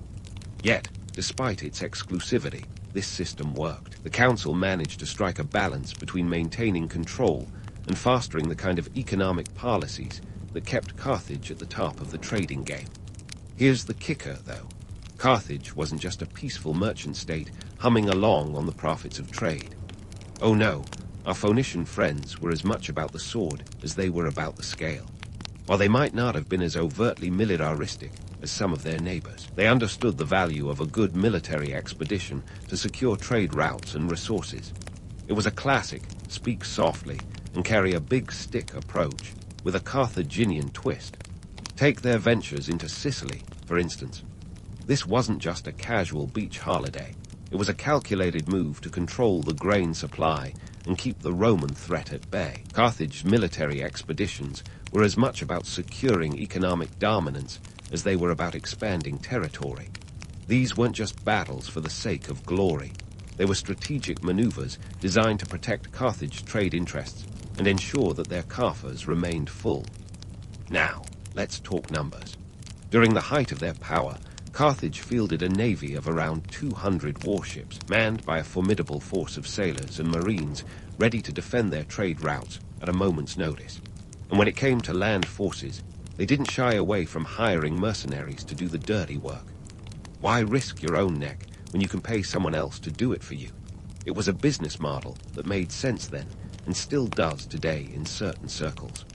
The bottom line here is that Carthage was a multifaceted empire, one that knew how to blend trade and military might into a seamless operation. They were the ultimate middle managers of the ancient world, juggling the demands of commerce and conquest with the skill of a circus performer spinning plates. And while their story is often romanticized as one of peaceful prosperity, the reality is far more nuanced. The Maganid dynasty and the Council of Elders were the architects of a system that allowed Carthage to thrive. But it wasn't all sunshine and murex-dyed rainbows. There were conflicts, power struggles, and the ever-present threat of Roman expansion looming on the horizon. Yet, through it all, Carthage managed to maintain its status as a trading powerhouse, proving that sometimes the best defense is a good offense. As we continue to explore the intricacies of Carthaginian life, remember that this tale is as much about resilience and adaptation as it is about trade. The Carthaginians were masters of reinvention, constantly evolving to meet the challenges of their time. So, stay with us as we delve further into this ancient saga, uncovering the strategies and decisions that shaped one of history's most fascinating empires. And so here we are, on the cusp of one of history's most notorious rivalries, Carthage and Rome, two heavyweights squaring off in a series of epic confrontations that would rival any modern blockbuster. The Punic Wars weren't just random skirmishes. They were the ultimate clash of titans, sparked by Carthage's mastery of Mediterranean trade and Rome's insatiable appetite for expansion. If there was ever a time to grab your popcorn, this was it. The First Punic War kicked off in 264 BCE, and let's be clear, this was no gentlemanly spat. It was a full-throttle, no-holds-barred slugfest over Sicily, the Mediterranean's golden goose. Sicily was the perfect launchpad for controlling the lucrative trade routes, a fact that made both Rome and Carthage salivate like kids at a candy shop. What started as a local dispute quickly snowballed into a 2-decade marathon of blood, sweat, and denarii. Speaking of denarii, let's talk numbers. Rome, the new kid on the block, wasn't about to be outdone by Carthage's navy. They poured resources into building a fleet that could rival Carthage's renowned quinquiremes. Rome went from zero to hero, constructing 200 ships in record time, with each vessel costing around 2,000 talents. Talk about going all in. The result? A naval arms race that would have made Cold War strategists nod in silent approval. The real showstopper came at the Battle of the Aegates Islands in 241 BCE. Picture this, two colossal fleets clashing amidst the waves, with Rome's newfound naval prowess finally tipping the scales. It was a costly gamble, but one that paid off handsomely, forcing Carthage to sue for peace. In the aftermath, Carthage was slapped with a war indemnity of 200 talents, a financial gut punch that would make any CFO weep. Yet, despite this setback, Carthage wasn't about to roll over. Enter the Second Punic War, a conflict that would become synonymous with one name, Hannibal Barca. Ah, Hannibal, the man, the myth, the legend. Known for his audacious strategies and that infamous Alpine crossing, Hannibal was the kind of general who made Julius Caesar look like a cautious bookkeeper. But let's peel back the myth and take a gander at the logistical nightmare that was his Alpine adventure. crossing the Alps with an army, including elephants. Yes, elephants was less a stroke of genius and more a madcap episode of Survivor, Ancient Edition. Historians estimate he started with around 38,000 infantry, 8,000 cavalry, and a small herd of elephants. By the time they stumbled out of the mountains, their numbers were significantly thinned. Half his men and most of his elephants didn't make it. Those Alps weren't exactly a friendly stroll. They were more like Mother Nature's obstacle course, complete with avalanches and hostile tribes. Hannibal's subsequent exploits in Italy, including the legendary Battle of Cannae in 216 BCE, are often romanticized as military masterpieces. And they were, make no mistake. But they also came with a price tag that would give any ancient accountant a panic attack. The Carthaginian war effort drained resources faster than you can say deficit spending. And while Hannibal was busy outmaneuvering Roman legions, back home, the Carthaginian economy was gasping for air. Now, let's not forget the economic toll these wars took on both sides. By the end of the Second Punic War in 201 BCE, Rome had imposed another crushing indemnity on Carthage, 10,000 talents over 50 years.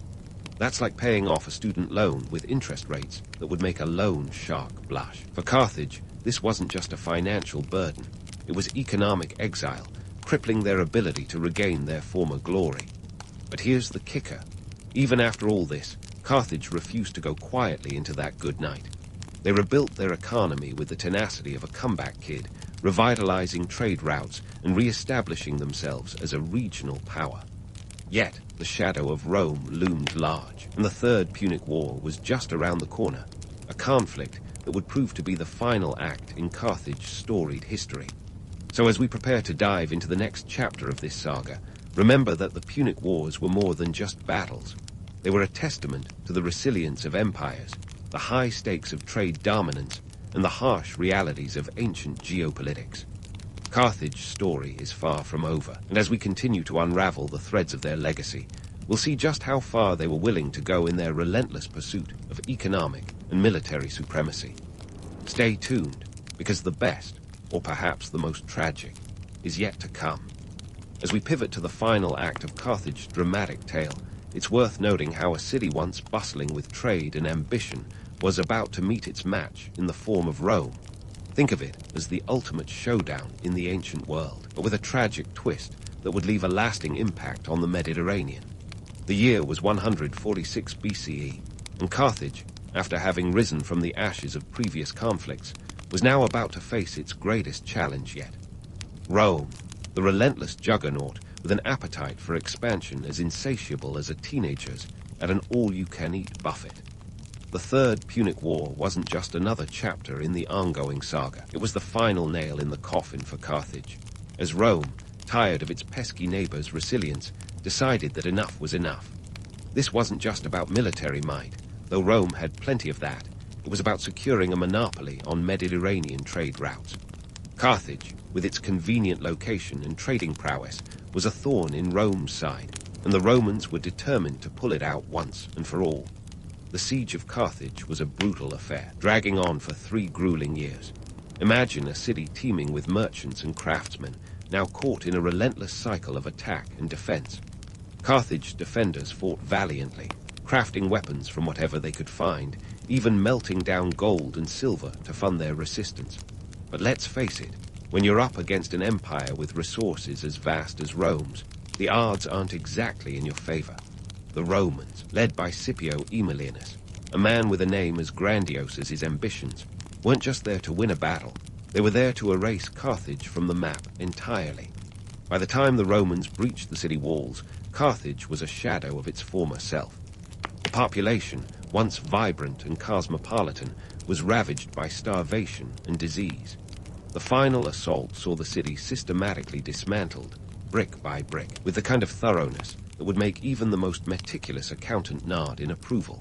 And as for the legendary harbor, that hub of trade and prosperity, the Romans filled it with dirt, effectively cutting off any future economic revival. Now, here's where things get darkly ironic. The Romans, in a move that would be considered extreme even by today's standards, salted the earth around Carthage to ensure nothing would grow there again. It was the ancient equivalent of deleting your rival's entire hard drive, just to be sure they couldn't make a comeback. This act of finality wasn't just about military victory, it was about economic dominance. With Carthage out of the picture, Rome effectively controlled the trade routes, turning the Mediterranean into their personal monopoly board. Yet, out of this devastation came some surprising ripples that would shape future economic systems. Carthaginian trade practices, despite their catastrophic end, left an indelible mark on the world. Their innovations in maritime trade, currency systems, and commercial networks were like ancient blueprints that future empires, including Rome, would use to build their own economic might. The shekel, for instance, became a model for Roman currency, and their ship designs influenced naval architecture for centuries. So what's the takeaway from all this? Carthage's fall was as much a tragedy as it was a turning point. Their story reminds us that in the game of empires, it's not just about who wins the battle, but who controls the narrative. Rome might have won the war, but Carthage's legacy in trade and commerce endured, influencing economies long after the city itself had crumbled to dust. In the end, the story of Carthage is a testament to the duality of human endeavor, how ambition can lead to both monumental achievements and catastrophic downfalls. It's a reminder that while empires rise and fall, the innovations and connections they leave behind continue to shape the world, often in ways they never could have imagined. So as you drift into sleep with these tales of ancient trade echoing in your mind, remember this. The shadow of Carthage may have faded, but its spirit sails on in every trade wind that whispers across the Mediterranean. In the small village of Smiljan, nestled within the rolling landscape of the Austro-Hungarian Empire, a place that's now part of modern-day Croatia, a curious child named Nikola Tesla was born in 1856. Little did anyone know this boy would grow up to light up the world, quite literally. But before the grand visions of alternating current and wireless energy, there was a much more mundane beginning, one that involved a feline and a flash of static electricity. Tesla's early fascination with the mysteries of the universe started with a cat named Macaque. One frosty winter evening, 3-year-old Nikola petted his cat, and when his hand brushed against Macaque's fur, sparks flew, literally. This wasn't some metaphor about creativity. This was actual static electricity. Most kids would have shrugged it off, but not Nikola. He asked his father what it was, and when his father couldn't provide a satisfactory answer, young Tesla's mind was set ablaze with questions about electricity. Yes, a cat incident might sound like the origin story of a supervillain, but for Tesla, it was the beginning of a lifelong quest to understand the forces that bind our world. Tesla's educational journey was just as electrifying, at least in retrospect. From the Realschule in Karlstadt, where he discovered his knack for mathematics, to the Polytechnic Institute in Graz, Tesla was a student who could see numbers dance. But let's bust a myth right here. Despite the legends, Tesla didn't possess an eidetic memory. Sure, he had a phenomenal capacity to visualize his inventions in his mind down to the last bolt, but the idea that he could recall every detail of everything he ever saw is about as real as a unicorn in a physics class. During his time in Graz, Tesla was exposed to the prevailing scientific climate of the late 19th century, a world on the brink of technological revolution. This was the era of Edison and Bell, where the industrial age was in full swing and the scientific community was buzzing with the possibilities of electricity. However, back then, the direct current, DC, was king, and Nikola had different ideas. He envisioned a world powered by alternating current, AC, which was more efficient for long-distance power transmission. But before he could challenge the status quo, Tesla had to get himself to the land of opportunity, the United States. In 1884, armed with little more than the clothes on his back, 4 cents in his pocket, and a letter of recommendation to Thomas Edison, Tesla set sail for America. Imagine that for a moment. A man with a head full of ideas and a wallet almost as empty as a politician's promise. But Tesla wasn't daunted. He was driven by an insatiable curiosity and a determination to realize his vision. Little did he know that his journey across the Atlantic would set the stage for one of the greatest rivalries in the history of science. But that's a tale for another night. Tesla landed in New York City, a bustling metropolis that was, quite literally, buzzing with energy. The streets were alive with the hum of progress, a fitting backdrop for a man whose dreams were filled with arcs of electricity and flashes of inspiration. As he stepped onto American soil, he carried with him not just the tools for invention, but also a fierce belief in the power of his ideas to reshape the world. Tesla's story was just beginning, and the lights were about to come on for everyone, everywhere. Tesla had arrived in America with dreams as electric as the city's skyline, and it wasn't long before he found himself face to face with the wizard of Menlo Park himself, Thomas Edison. Picture this, a fresh-off-the-boat immigrant with wild ideas and a genius for invention meeting the established king of electricity. Talk about a power dynamic. Edison, the great inventor of the phonograph and the man who gave us the incandescent light bulb, was a titan of industry. But he was also a man with a penchant for the bottom line and a stubborn loyalty to direct current, DC. Our man Tesla, however, had a different vision. He saw the inefficiencies in DC, which was great for short distances, but as useful as a chocolate teapot when it came to powering entire cities. Enter alternating current, AC, with its ability to travel long distances with minimal power loss. But convincing Edison of this was like trying to teach a cat to fetch, entertaining but ultimately hopeless. Edison offered Tesla $50,000 serious dough back in the 1880 if he could make his DC generators more efficient. Tesla, ever the optimist, took on the challenge. He worked tirelessly, often from noon until midnight, like some nocturnal inventor fueled by coffee and dreams. And get this, he even had a bizarre habit of toe-curling exercises, convinced they stimulated his brain. To each their own, right. Tesla did manage to improve the generators, but when he asked for the promised payday, Edison supposedly quipped, "Tesla, you don't understand our American humor." Instead of cash, Edison offered a measly $10 a week raise. Now, that's a punchline nobody wanted to hear. Clearly, Tesla had no future in stand-up comedy, so he did what any self-respecting inventor would do. He quit. This was the tipping point that set off the infamous war of currents. Imagine a scientific UFC match, but instead of gloves, you've got wires and voltages. On one side, the heavyweight champion Edison, backed by General Electric and determined to keep DC as the reigning champ. On the other, the underdog Tesla, soon to be backed by George Westinghouse, who saw the potential of AC to light up the nation. This wasn't just about currents. It was about control, influence, and let's be honest, a boatload of money. The stakes were sky high. This was a time when America was rapidly industrializing, cities were expanding, and the demand for electricity was soaring. Whoever won this electrical showdown would essentially hold the keys to the future. And this wasn't just a battle fought in boardrooms. It spilled out into the streets with campaigns that would make today's political ads look like child's play.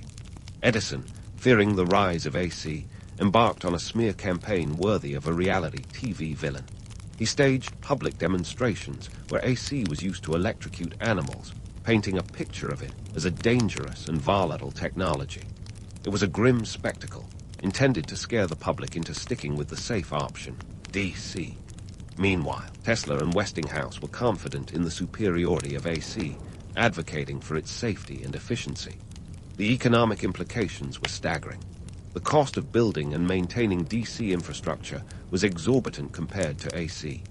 DC required power stations every mile or so, while AC could power entire cities from miles away. In the long run, AC was cheaper, more efficient, and scalable, a fact that was hard to ignore despite Edison's theatrics. The political landscape was just as turbulent. Patents were the currency of innovation, and both Edison and Tesla were in a race to secure as many as possible. The courts were flooded with cases as companies vied for dominance, and lobbyists were busy bending the ears of lawmakers. This wasn't just a technical debate. It was a struggle for power in the most literal sense.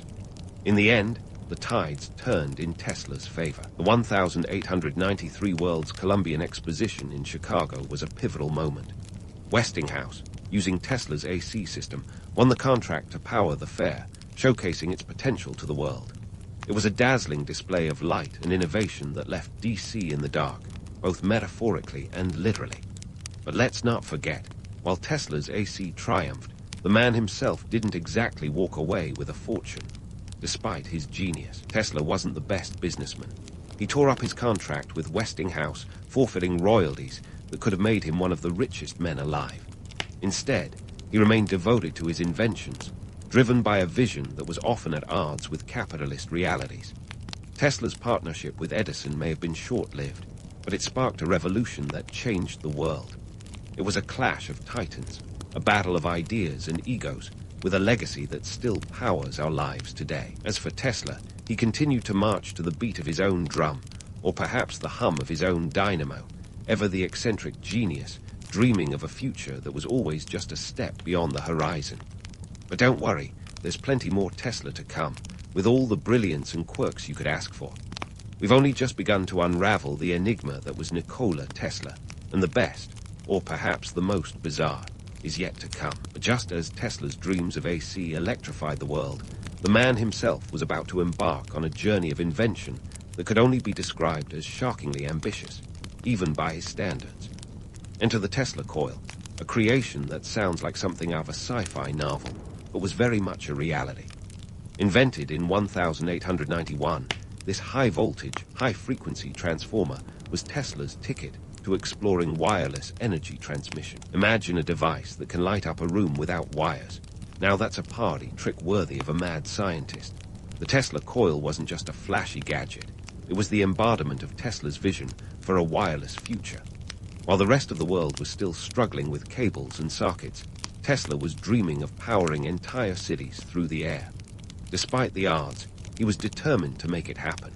But let's not get carried away with visions of a utopian future just yet. Like many of Tesla's ideas, the coil was both brilliant and impractical, a testament to his genius and his occasional lack of business acumen. It's like inventing a flying car, but forgetting that most people don't have a pilot's license. Meanwhile, Tesla's name was lighting up more than just the skies. In 1895, he achieved one of his most significant accomplishments, the establishment of the first hydroelectric power plant at Niagara Falls. This was no small feat. Harnessing the power of one of the world's largest waterfalls to generate electricity was akin to capturing lightning in a bottle, and it was a game changer. Here was proof positive that AC power wasn't just a theoretical exercise. It was a practical, world-altering force. The plant began operating in 1896, sending electricity to Buffalo, New York, some 26 miles away. Talk about long-distance power. But just as Tesla was riding high on these successes, a new rivalry was brewing. Enter Guglielmo Marconi, the Italian inventor who is often credited with inventing the radio. But hold on to your antennas, because Tesla was already knee-deep in experiments with radio waves by the time Marconi came on the scene. In fact, Tesla had filed for patents related to radio technology in 1897, a full 4 years before Marconi's famous transatlantic broadcast. It's a tale as old as time. Two brilliant minds, one groundbreaking invention, and a legal battle for the ages. The Marconi vs. Tesla saga wasn't just a clash of inventors. It was a courtroom drama that would make even the most seasoned lawyer cringe. The U.S. Patent Office initially awarded Marconi the patent in 1904, but Tesla wasn't about to let that slide. It took until 1943, ironically, the year of Tesla's death, for the U.S. Supreme Court to finally recognize Tesla's patents as the original. Talk about a posthumous victory. It's like being awarded the gold medal long after the race is over. But hey, a win's a win. And then there was Wardenclyffe Tower, the piece de resistance of Tesla's wireless dreams.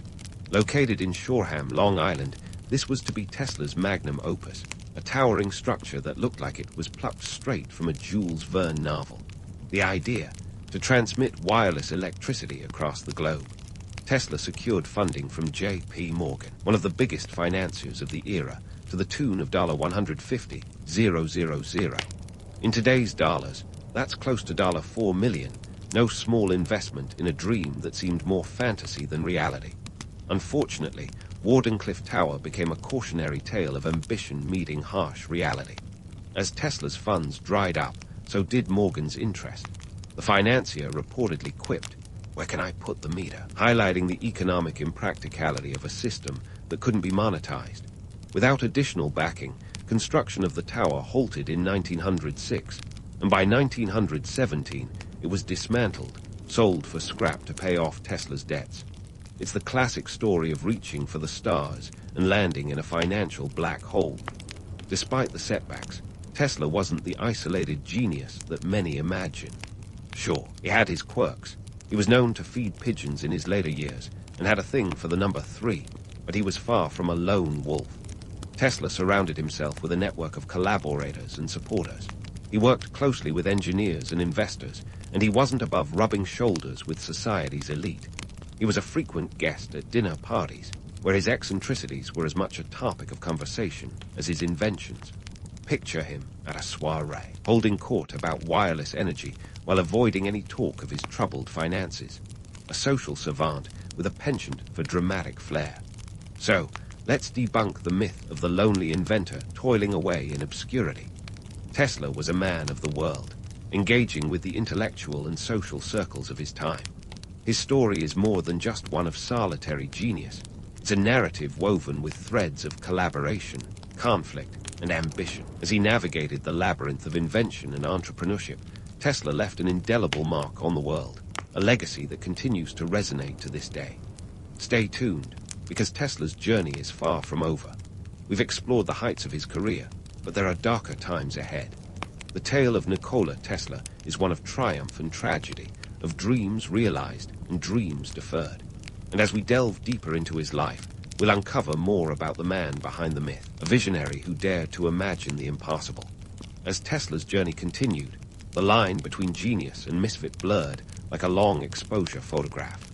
Here was a man who had once danced with the lightning at Niagara Falls, now reduced to feeding pigeons from a hotel window. It was a scene that could have been penned by the likes of Dickens or Dostoevsky, a visionary surrounded by the ghosts of his own dreams, yet tethered to the earth by the mundane strings of economic hardship. Let's talk about those later years, the ones where Tesla's brilliance was overshadowed by financial woes that would make a Wall Street broker wince. In the early 20th century, while the Industrial Revolution was chugging along like a locomotive on steroids, Tesla found himself increasingly sidelined. His patents, which had once been as valuable as gold, were expiring faster than you could say alternating current, and his financial acumen was, shall we say, less than stellar. It's the classic tale of an inventor's heart outweighing his wallet, a man with a head full of ideas, but pockets as empty as a politician's promise. Tesla spent the final decade of his life at the New Yorker Hotel, a grand establishment that ironically was powered by his beloved AC power. He lived in room 3327, a number that, fittingly, added up to his favorite number, 3. It wasn't luxury that kept him there. Rather, it was the hotel's sympathetic manager who allowed Tesla to stay despite his mounting debts. Talk about awkward dinner conversations. Room service for Mr. Tesla. Just put it on his tab again. Now, let's address the pigeons. The pigeons. A detail that's as bizarre as it is heartbreaking. Tesla wasn't just feeding these birds. He was tending to them like a doting parent, even taking injured ones into his room for care. One particularly special pigeon, a white dove, captured his heart in a way that no human ever did. Tesla claimed he loved that bird as a man loves a woman, which is, let's face it, a relationship status that Facebook still doesn't offer. This wasn't just eccentricity for its own sake. Tesla found solace in these creatures, a connection to the natural world that was perhaps less complicated than his tumultuous relationship with humanity. But Tesla's quirks weren't limited to his avian companions. He was a man of peculiar habits, driven by an almost obsessive-compulsive need for precision. He calculated everything, whether it was the cubic volume of his meals or the exact distance between his bed and the door. And let's not forget his fixation with the number 3. If he was dining, it had to be with 3 courses. When washing, he used precisely 18 napkins, because 18 is divisible by 3, of course. This wasn't just eccentricity. It was a window into a mind that sought order in a world of chaos. Financially, Tesla was trapped in a cycle of innovation without reward. The Wardenclyffe Tower debacle had left him in debt, and without the royalties from AC, His income was as unpredictable as a lightning storm.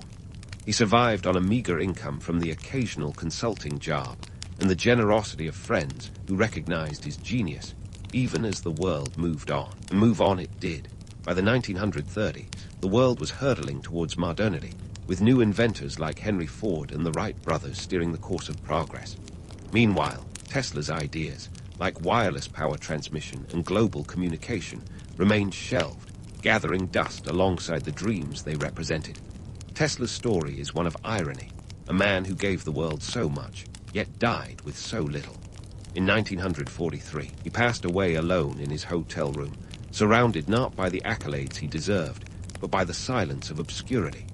It was a tragic end for a man whose name would later become synonymous with innovation and electricity. The world had taken his light, but left him in the dark, a legacy that was rediscovered posthumously, like a buried treasure unearthed long after the pirate had set sail. So why did Tesla, a man with dozens of patents to his name, end up in such dire straits? The answer lies in the chasm between invention and entrepreneurship. Tesla was the quintessential inventor, a mind brimming with ideas that were often too advanced for his time. He envisioned a world of free, wireless energy, a utopia that ran counter to the capitalism of the day, which demanded monetizable returns. Tesla's ideas, though groundbreaking, often lacked the pragmatic business models needed to attract sustained investment. Investors wanted profit, not just potential, and Tesla's grand visions were often seen as unprofitable, if not downright impractical. The economic reality of Tesla's situation was as harsh as a New York winter. The world was in the throes of the Great Depression, a time when financial security was as elusive as the Holy Grail. Meanwhile, Tesla's contemporaries, like Edison and Westinghouse, had capitalized on their inventions, reaping the rewards of their enterprise. Tesla, on the other hand, was left with the bittersweet knowledge that his ideas had changed the world, but not his own circumstances. As we reflect on Tesla's later years, we see a narrative that is as much about the flaws of the man as the failures of the system. It's a story of brilliance overshadowed by eccentricity, of innovation stifled by economics. Yet, even in his decline, Tesla remained a figure of fascination, a man who dared to dream of a future that was always just one invention away. His life was a testament to the power of imagination, a beacon for those who strive to see beyond the horizon. But don't close the book just yet. Tesla's legacy is far from finished. Though the inventor himself is gone, his influence continues to ripple through time, touching everything from the technology we use to the way we envision the future. There's more to uncover, more to explore, and in the next part, we'll delve deeper into the enduring impact of a man whose dreams were as electrifying as the currents he championed.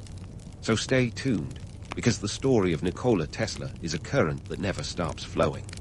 And so, the saga of Nikola Tesla, that enigmatic maestro of electricity, reaches its next chapter, a posthumous one, where his name flickers back to life in the collective imagination of the modern world. It's as if the universe decided to give him a standing ovation long after the curtain had fallen. But how did a man who died in relative obscurity become the poster child for innovation? Well, it turns out that Tesla's story wasn't just a historical footnote, but a prologue to the age of technology. Fast forward to the late 20th and early 21st centuries, and Tesla's visions of wireless communication and renewable energy seemed less like science fiction and more like blueprints for the future. The digital age found a charismatic ghost in Tesla, whose ideas were ahead of their time, and whose life was a Shakespearean blend of brilliance and tragedy. The very characteristics that once sidelined him, his eccentricity, his grandiose visions, now made him a symbol of the misunderstood genius, the underdog who was both ahead of his time and out of his depth. Enter Elon Musk, the modern-day tech titan who decided to borrow a bit of Tesla's allure for his own ventures. When Musk founded Tesla, Inc., in 2003, it wasn't just about electric cars. It was about channeling the spirit of an inventor who dreamed of a sustainable future. And let's be honest, in the world of marketing, slapping a name like Tesla on your company isn't just a nod to history. It's a stroke of branding genius. Musk, ever the showman, knew that Tesla's name carried weight, a sort of cultural currency that spoke to innovation and rebellion against convention. Tesla, Inc. wasn't just named after Nikola Tesla as a tribute. It was a rallying cry for a new era of technological revolution. The company's mission to accelerate the advent of sustainable energy mirrored Tesla's own dreams of harnessing nature's power to enrich humanity. It's a neat little narrative. Where Tesla failed to electrify the world wirelessly, Musk set out to do so with wheels and solar panels. But in borrowing Tesla's name, Musk also borrowed the mythology, the idea of the lone genius fighting against the odds, a narrative as compelling as it is flawed. And let's talk numbers, because what's a good legacy without some juicy data points? Tesla, Inc. has grown from a scrappy startup to a colossal entity with a market cap that, at times, surpassed that of traditional automotive giants like Ford and GM. In 2020 alone, the company's stock soared by over 700%, proving that sometimes the right name with the right story can power more than just electric cars. It can electrify Wall Street itself. But the resurgence of interest in Tesla isn't just about cars and corporate triumphs. Pop culture has played its part too in mythologizing our mustachioed hero. Movies, books, TV shows, you name it, Tesla's probably been in it. He's been portrayed by everyone from David Bowie to Nicholas Hoult, each performance adding another layer to the Tesla mythos. Every portrayal taps into that age-old archetype, the genius who dared to dream bigger than society could comprehend. And let's face it, in a world hungry for heroes who think outside the box, Tesla is an irresistible muse. Of course, it's critical to peel back the layers of this myth and face the realities. The romanticized image of Tesla as the solitary genius ignores the much more complex truth of innovation. Sure, he was a brilliant inventor, but he was also a man who struggled with the practicalities of his dreams. His failures weren't just due to a lack of vision, but also an inability to navigate the capitalist waters that were essential for bringing those visions to life. It's a tale as old as time. Genius is only part of the equation. The rest is grit, luck, and a touch of business savvy, qualities Tesla sometimes lacked. Yet, despite his flaws, Tesla's genuine contributions to modern technology are undeniable. His work on alternating current laid the foundation for the electrical systems that power our world today. His concepts of wireless communication hinted at the age of Wi-Fi, long before Marconi's radio waves crackled through the air. Let's not forget that, while Tesla's patents might have expired, the intellectual sparks they ignited have continued to light the way for generations of inventors. So, what do we make of this complex legacy? Tesla is a figure who encapsulates the eternal dance between what is and what could be. He represents the struggle between the tangible world of profit margins and the intangible realm of dreams and ideas. In that sense, Tesla is more than just a historical figure. He's a symbol of the relentless pursuit of progress, a reminder that the line between genius and folly is often as thin as a filament in an incandescent bulb. As we wrap up this journey through Tesla's life and legacy, we're left with a story that's as electrifying as the currents he championed. It's a tale of triumph and tragedy, of dreams both realized and deferred. And while Tesla himself may have left this world with little more than the clothes on his back, his ideas have transcended time, sparking revolutions in technology and culture alike. In the end, Tesla's greatest invention might not have been a machine or a device, but rather the enduring idea that innovation is boundless, that the future is shaped not just by what we can see, but by what we dare to imagine. His legacy is a powerful current that continues to flow, inspiring those who dare to dream, to invent, and to challenge the status quo.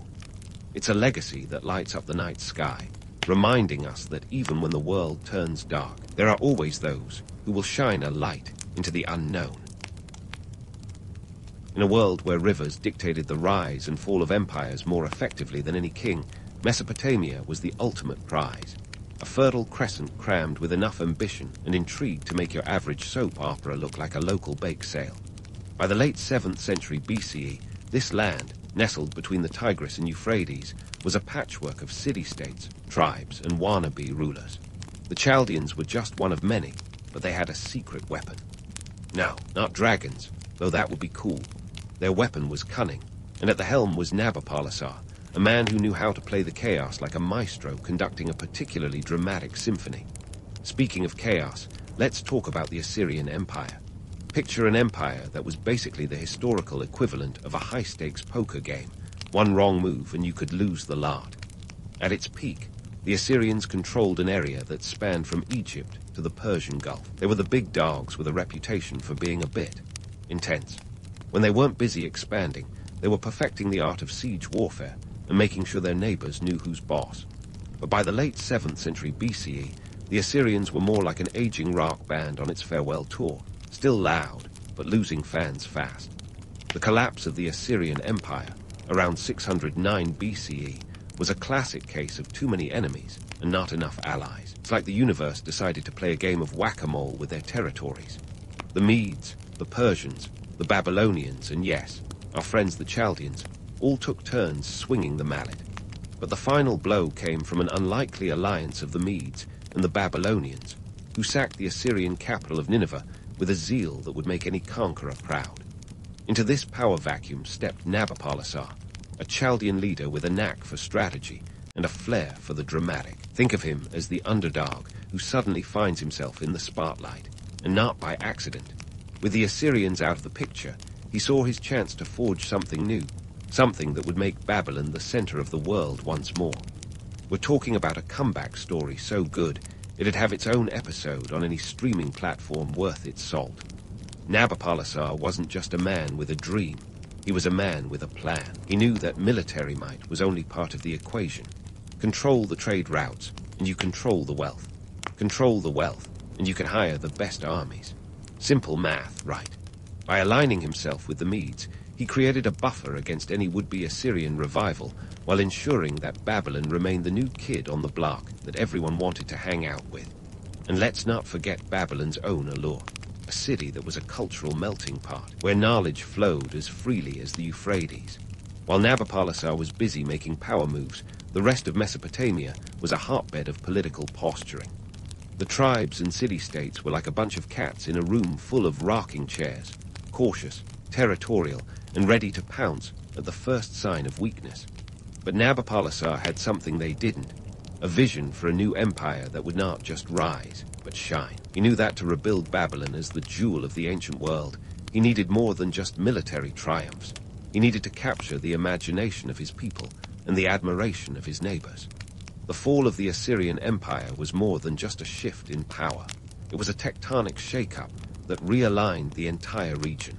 Think of it like a game of Jenga, where the wrong block was pulled and everything came crashing down. But for Nabopolassar, this was an opportunity, a chance to rebuild a world that was ripe for rebirth. As he began his rise to power, he wasn't just stepping into a role, he was crafting a new legacy. A legacy that would see Babylon not just as a city of bricks and mortar, but as a beacon of culture, trade, and innovation. So here's the takeaway. Nabopolassar wasn't just another power-hungry leader. He was a visionary who saw the potential in the ruins of an empire. With the Assyrians out and the Chaldeans stepping up, the stage was set for the next great chapter in Mesopotamian history. And that, dear friends, is where the real story of Babylon's revival begins. So, with the Assyrians out and the Chaldeans stepping into the limelight, Nabopolassar wasn't just tinkering with power. He was orchestrating a symphony of alliances, with the Medes playing first violin. Now, you might be wondering how Nabopolassar, man with ambitions as vast as the Mesopotamian plains, managed to get the Medes on his side. Well, it wasn't through flowery speeches or grand gestures. It was pure, unadulterated strategy, a bromance born not out of admiration, but mutual benefit. The Medes, led by Cyaxares, were no strangers to the Assyrian menace. They had their own scores to settle, and Nabopolassar saw an opportunity. Picture this: two neighboring powers, both fed up with Assyrian arrogance, deciding it's time to tag-team this aging heavyweight. It's the ancient equivalent of a buddy cop movie, without the witty banter, but with plenty of action. By aligning with the Medes, Nabopolassar wasn't just adding muscle to his cause. He was also ensuring that the Assyrians wouldn't get a chance at a comeback tour. Let's dive into the nitty-gritty of their partnership. In 612 BCE, the siege of Nineveh was the defining moment, a clash that historians still talk about with a kind of grim fascination. Nineveh, the jewel of the Assyrian crown, was like the New York City of its time, bustling, fortified, and seemingly impregnable. But as any good strategist knows, Even the toughest fortresses have their weak points. It took a combination of military might and some good old-fashioned patience to bring Nineveh to its knees. While the battles might sound glamorous, let's debunk that myth right here and now. Wars in the ancient world were less about glory and more about grit. Forget the gleaming armor and clean-cut heroes. Picture thousands of weary soldiers, clothed in whatever scraps they could find, fueled by a diet of barley and hope. And the logistics, a nightmare. Feeding an ancient army was like trying to cater a massive wedding where everyone's on a keto diet, except with barley as the only dish.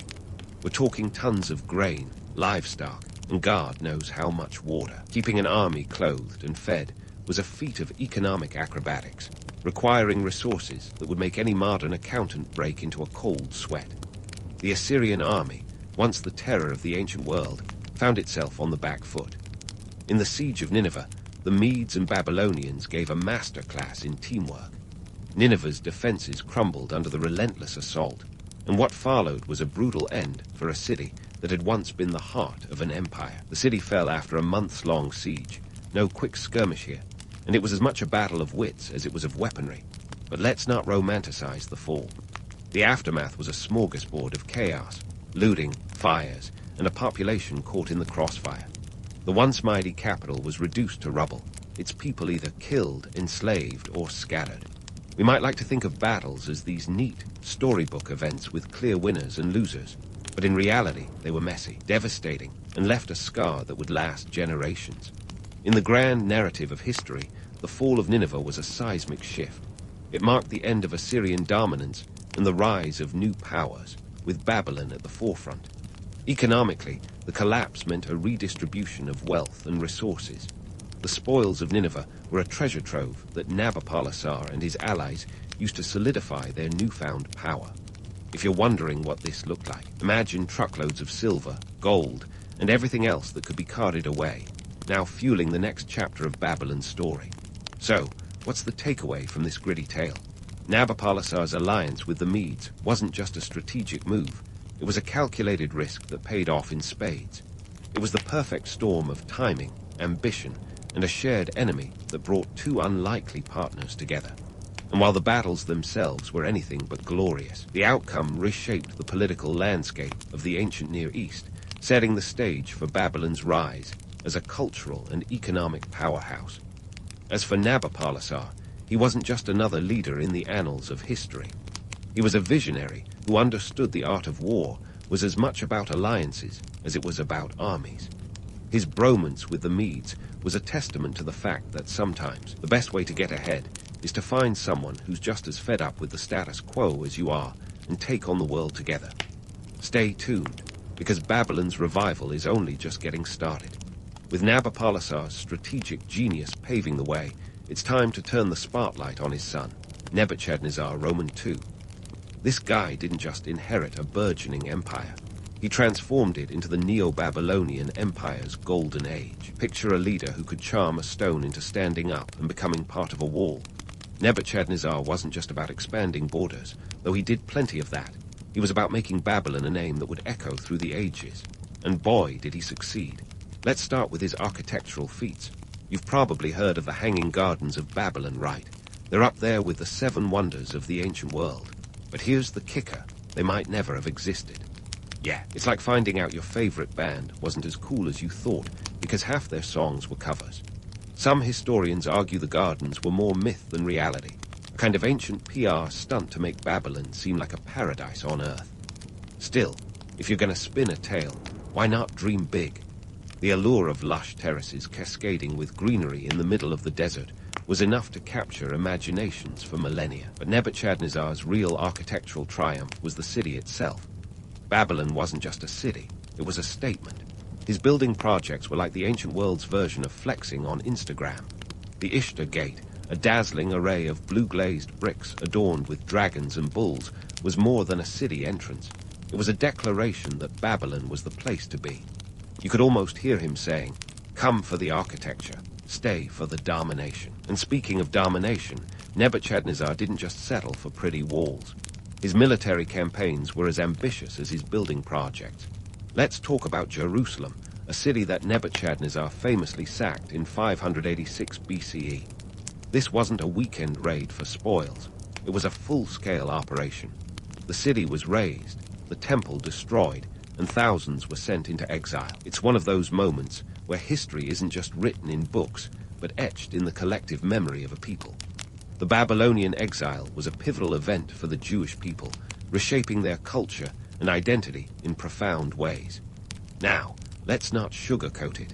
Nebuchadnezzar's reign was as much about power as it was about progress. The grandeur of Babylon came at a price. Forced labor was the engine that powered his architectural ambitions. Imagine being conscripted to haul massive stones under the scorching Mesopotamian sun, all for the glory of a king you might never meet. It's an ancient reminder that what's shiny on the outside often conceals a grimy reality within. Economically, Nebuchadnezzar's reign was a double-edged sword. On one hand, Babylon was the trade hub of the ancient world. Its markets overflowed with goods from every corner of the known world. Spices from India, lapis lazuli from Afghanistan, and grain from Egypt. But this prosperity wasn't evenly distributed. High taxes were the price of keeping the empire's machinery well-oiled. The elites lived in splendor, while common folk shouldered the burden of empire building with little to show for it. Sounds a bit like the world's oldest tax gripe, doesn't it? And let's not forget the constant warfare. Nebuchadnezzar was always on the move, with campaigns stretching from the Levant to the Persian Gulf. His military strategy was part brute force, part psychological warfare. By conquering key cities and deporting their populations, he not only expanded his empire, but also kept potential rebellions in check. It was a masterclass in ancient realpolitik, ruthless, effective, and undeniably brutal. For all his conquests and constructions, Nebuchadnezzar's era wasn't just about bricks and battles. It was a time of cultural flourishing. Babylon became a center of learning and innovation, where astronomers mapped the stars and scribes recorded the sagas of gods and kings. The city was a melting pot where ideas and goods flowed as freely as the Euphrates, shaping a legacy that would influence civilizations for centuries. So, what's the takeaway from Nebuchadnezzar's reign? It's a tale of contrasts, glorious and grim. The splendor of Babylon wasn't just a testament to human ingenuity, but also a reminder of the costs of empire. Behind every marvel was a story of human toil and ambition, of dreams realized and lives upheaved. In the end, Nebuchadnezzar was more than just a king. He was a force of nature, a man who carved his name into history with the same determination he used to carve his city into the desert. As we move forward, keep this in mind. The rise of Babylon is as much about its shadows as its shining moments. And trust me, the story's only getting started. As the dust settled over Nebuchadnezzar's monumental reign, Babylon wasn't just basking in its own glory. It was running like a well-oiled machine, albeit with a few squeaky gears. Behind the scenes of this sprawling empire lay an administrative system so complex it could make a modern tax code seem like a children's puzzle. Yet, Babylon had bureaucracy down to an art, and it was a masterpiece of both genius and frustration. Now, when you think of ancient bureaucracy, forget the image of a lone scribe hunched over a clay tablet. We're talking about a network so vast and intricate, it rivaled the web of trade routes crisscrossing the empire. Babylon's administration was a bit like a game of telephone, but instead of passing along messages, it was managing tax collections, legal disputes, and land allotments. And with a population estimated to be around 200,000 people at its peak, that was no small feat. Picture this, a city bustling with traders, craftsmen, and farmers, all under the watchful eyes of officials whose job descriptions could fill a scroll. The ziggurat of bureaucracy was tiered, with local governors, known as S-Hatchek, a KIN letter 1E6DI, overseeing various districts. They reported to higher-ups who, in turn, were answerable to the king himself. It was a chain of command that was both efficient and maddeningly convoluted, ensuring that every shekel was accounted for and every dispute was settled, or at least buried under a mountain of paperwork. But let's not get too wrapped up in the paperwork without mentioning the real engine of Babylon's prosperity: trade. Imagine the empire as a giant marketplace, with goods flowing in from all corners of the known world. Those famed trade routes were like ancient superhighways, bustling with caravans laden with everything from Egyptian papyrus to Arabian incense. Babylon was the ultimate stopover, a place where East met West in a cacophony of languages, cultures, and currencies. Yet, for all its glamour, the reality was less of a harmonious multicultural utopia and more of a high-wire act over a simmering cauldron of social tensions. Economic inequality was the elephant in the room, or perhaps the camel on the road, and it was growing harder to ignore. The elites lived in opulence, their wealth built on the backs of laborers who toiled in obscurity. It was a classic case of the haves versus the have-nots, with the scales tipping ever more precariously. Then there was the ethnic stew that was Babylon's population. A true melting pot, the city was home to Babylonians, Chaldeans, Arameans, and Jews, among others. While this diversity was a source of strength, it was also a potential flashpoint. Cultural and ethnic divisions simmered under the surface, occasionally boiling over in conflicts that were as inevitable as they were volatile. The romanticized image of Babylon as a cosmopolitan paradise. It was more like a live-action soap opera, complete with alliances, betrayals, and the occasional dramatic flare-up. And let's not forget the legal system, which was as complex as a Babylonian mosaic. The Code of Hammurabi, though ancient by Nebuchadnezzar's time, still set the tone for justice. But being on the right side of the law often depended less on what you did and more on who you knew. It was a system that could be both fair and fickle, where justice could be swift, or, if you had the right connections, conveniently delayed. The economic backbone of this mighty empire was agriculture, but even here, things weren't as idyllic as a pastoral painting. The fertile lands between the Tigris and Euphrates were a farmer's dream, yet irrigation was a constant battle against the whims of nature. Floods and droughts took turns playing havoc, and maintaining the canals was a job that required both manpower and meticulous planning. It was a delicate balance, like juggling flaming torches while riding a unicycle. One misstep, and the whole system could come crashing down. In the grand tapestry of Babylon, each thread was a story of ambition and struggle, of dreams realized and hopes dashed. The city was a beacon of progress, yet its shadows were long and deep. Beneath the glittering facade lay the harsh realities of empire. An empire built on the backs of those who toiled in anonymity, their stories lost to the sands of time. So, what's the takeaway from this intricate web of administration and society? Babylon's rise was a testament to human ingenuity and resilience, a city that dared to dream big. But it was also a reminder that beneath every shining empire lies a foundation of sweat and sacrifice. As we look forward to the next chapter in Babylon's story, keep in mind that the past is never as simple as it seems. It's a tale of contrasts, of light and shadow, of glory and grit. And trust me, the plot is only getting thicker. And just like that, Babylon's story takes a sharp turn, like a chariot wheel caught in a rut. The decline of the Chaldean Empire isn't a tale of sudden catastrophe, but a slow unraveling, a bit like watching a sweater come undone one thread at a time. Let's set the stage. Nabonidus, the last king of Babylon, wasn't exactly the life of the party. In fact, his reign was marked by some questionable decisions, like spending more time away from the city than a vacationing influencer.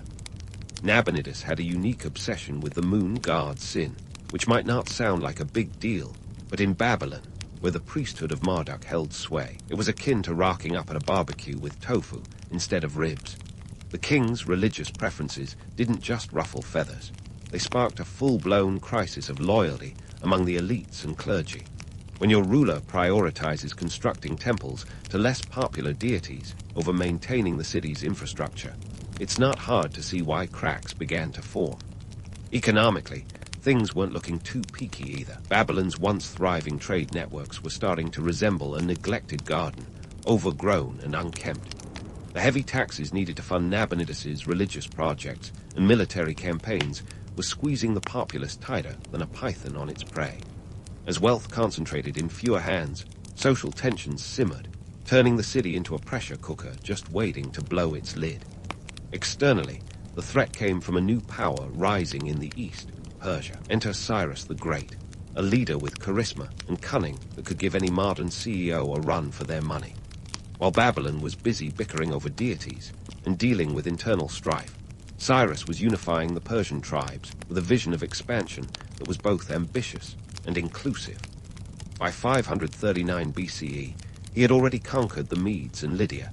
And now his eyes were set on Babylon like a cat, eyeing a particularly juicy bird. Cyrus wasn't just a conqueror.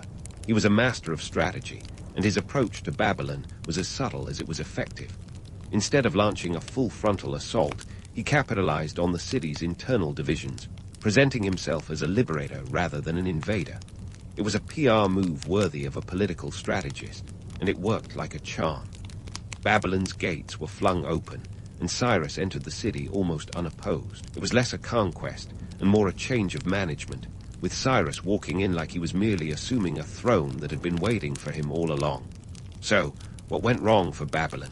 In a word, complacency. The city that once dazzled the world with its grandeur had become a shadow of its former self, weighed down by internal discord and economic mismanagement. The myth of Babylon as an eternal city was just that, a myth. Even the greatest empires can crumble when their foundations are riddled with cracks. Cyrus's arrival wasn't just the end of Babylonian independence, it was the dawn of a new era. Under Persian rule, the city would continue to thrive, but its days as a sovereign power were over. The Persians, with their knack for administration and tolerance, brought stability to a region that had been a hotbed of conflict for centuries. Babylon became one of the jewels in the Persian crown, a testament to the empire's might and cultural diversity. As we wrap up this saga, let's debunk the idea of Babylon as an eternal city once and for all. History books might romanticize it as the pinnacle of civilization, but the truth is more complicated. Babylon's legacy isn't just about its monumental achievements. It's also a cautionary tale about the fragility of power and the consequences of taking success for granted. The takeaway: empires are like sandcastles. They can be magnificent, but they're always one wave away from collapse. It's a reminder that the stories we tell about the past are often as much about the myths we want to believe as they are about the realities we must face. Babylon's story, with all its glory and grit, is a testament to the incredible heights humanity can reach, and the depths it can fall to when those heights are built on shaky ground. In the end, history isn't just about the rise and fall of empires. It's about the people who lived through those changes, their struggles, their triumphs, and their failures. Babylon's saga is a mirror reflecting the complexities of human nature, the ambition, the hubris, and the resilience.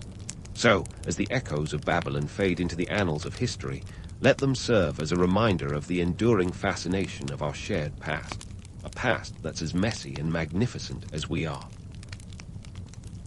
Sparta in the 7th century BCE wasn't the place you go for a relaxing spa weekend, unless your idea of relaxation includes rigorous military training and the very real threat of getting skewered by a spear. In this corner of ancient Greece, the art of war was more than just a way of life. It was the only way of life. But irony of ironies, the Spartans weren't always the well-oiled war machine we've come to know from movies and over-enthusiastic gym bros. In fact, the early Spartan military could be described as something like a chaotic family reunion where everyone's a bit too eager to show their superior wrestling moves. Back in those formative years, Spartan battles were more disorganized scuffles and strategic showdowns. Each warrior pretty much did his own thing, and the result was a glorious mess that even the most zealous Spartan would have to admit wasn't exactly getting the job done. You can imagine the battlefield more as a chaotic dance floor at a wedding where everyone forgot the choreography. Sure, it was spirited, but not particularly effective when you've got Argos breathing down your neck. Enter the hoplite phalanx. This was Sparta's military glow-up moment, a tactical revolution that took Spartan warriors from freelancing fighters to disciplined soldiers. The phalanx was like the ancient version of synchronized swimming, but with a lot more armor and a lot less water. Picture a tight, rectangular formation where each soldier's shield protected the man to his left. The hoplite phalanx was all about teamwork and discipline, two things that don't come naturally when you're raised to see personal glory as the ultimate life goal. But why bother with all this reorganization? Well, let's talk economics because, as it turns out, the root of this military evolution was as much about cold, hard resources as it was about glory and honor. Around the 7th century BCE, Sparta was facing a population boom. The Spartan citizen count was growing, and this wasn't because their Tinder game was strong. No, they needed more land to sustain their burgeoning numbers. And guess what? Their neighbors, like Argos, had some pretty sweet real estate. The need for expansion wasn't just about ego or empire. It was about survival. The land around Sparta was only so fertile, and to feed the growing number of Spartan mouths, they had to look outward. This was a classic case of expand or starve, a sentiment that tends to light a fire under even the most complacent society. Now, you might be thinking, why not just trade for what they needed? Well, that's the thing. Sparta wasn't exactly what you'd call a trading nation. They were more comfortable with spears than with bartering, and besides, relying on trade meant relying on others, which was against the Spartan code of self-sufficiency. Let's not forget the political angles here. Sparta and Argos were rivals in a way that puts even the fiercest sports rivalries to shame. For Sparta, beating Argos wasn't just about gaining land. It was about proving who was top dog in the Peloponnese. It's like the ancient Greek version of a high-stakes neighborhood feud, but with more spears and less passive-aggressive lawn mowing. Now, if you're wondering how all these factors translated into a tight-knit phalanx, it's all about the numbers.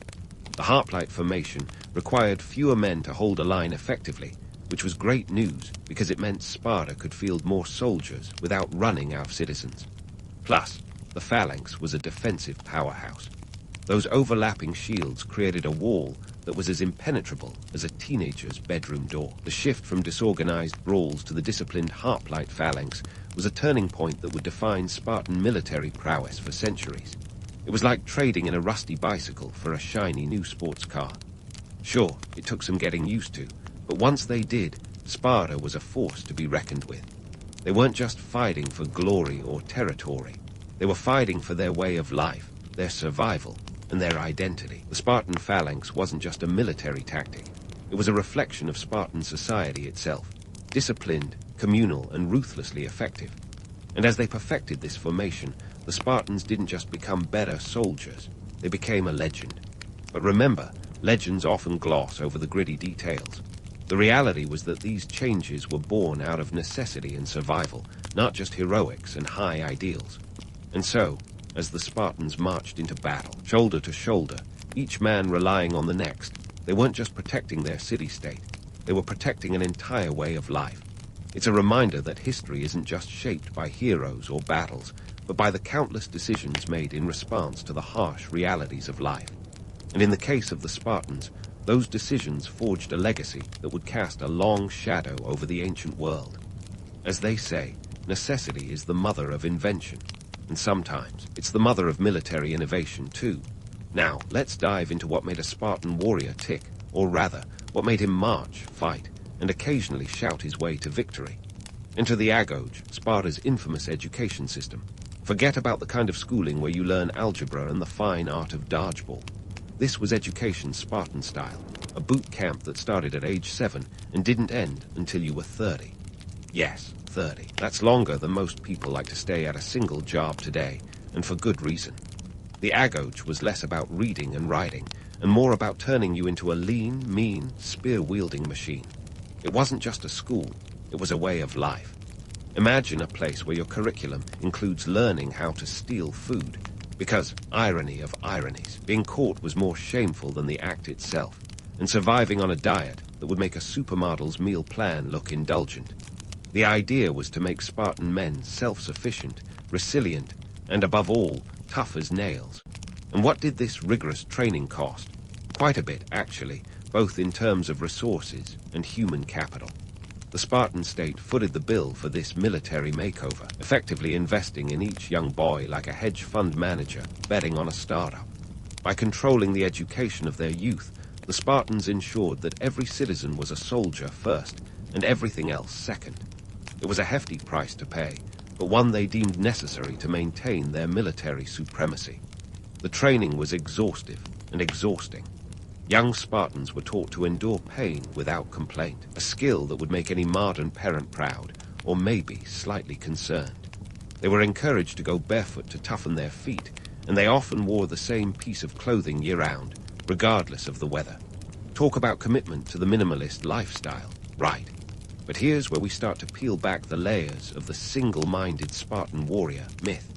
These warriors were not bred in isolation. Behind every Spartan soldier was a complex social structure that made their existence possible.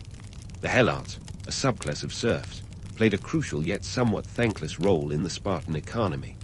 They did the farming, the heavy lifting, and all those other unglamorous tasks that kept Spartan society running smoothly. Without the Helots, the Spartan way of life would have crumbled faster than a house of cards in a wind tunnel. The Helots were essentially the unsung heroes, or perhaps more accurately, the unwilling participants of Spartan society. They outnumbered the Spartans by a significant margin, which meant that keeping them in check was a constant concern. The Spartans developed a unique form of population control known as the cryptaea, a sort of secret police force that prowled the countryside, culling the herd of potentially rebellious Helots. It was a brutal and effective way to maintain their grip on power, though not exactly the kind of thing you'd find in a modern civics textbook. This societal setup also had economic implications. The Spartans' reliance on the Helots for labor allowed them to focus almost exclusively on military training and warfare. It was a division of labor that ensured the Spartans could devote themselves entirely to becoming the best warriors they could be, without the distractions of agriculture or commerce. In essence, the Helots were the engine that powered the Spartan war machine, even if they were more akin to a rusty, squeaky cog than a well-oiled piston. The agoge wasn't just about producing soldiers. It was about creating a cohesive unit of citizen warriors who saw their individual identity as part of a greater whole. The Spartans were trained to think of themselves as part of a collective, a mindset that was both their greatest strength and their greatest vulnerability. In a society where the group mattered more than the individual, personal ambition was sacrificed at the altar of communal success.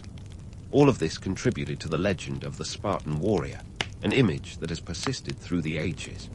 The idea of a dedicated, elite force of soldiers living solely for the glory of battle is a romantic one, and it's easy to see why it's captured the popular imagination. But the truth is always more complicated. Beneath the surface of this martial utopia lay a society built on exploitation, a fragile balance maintained by fear and force.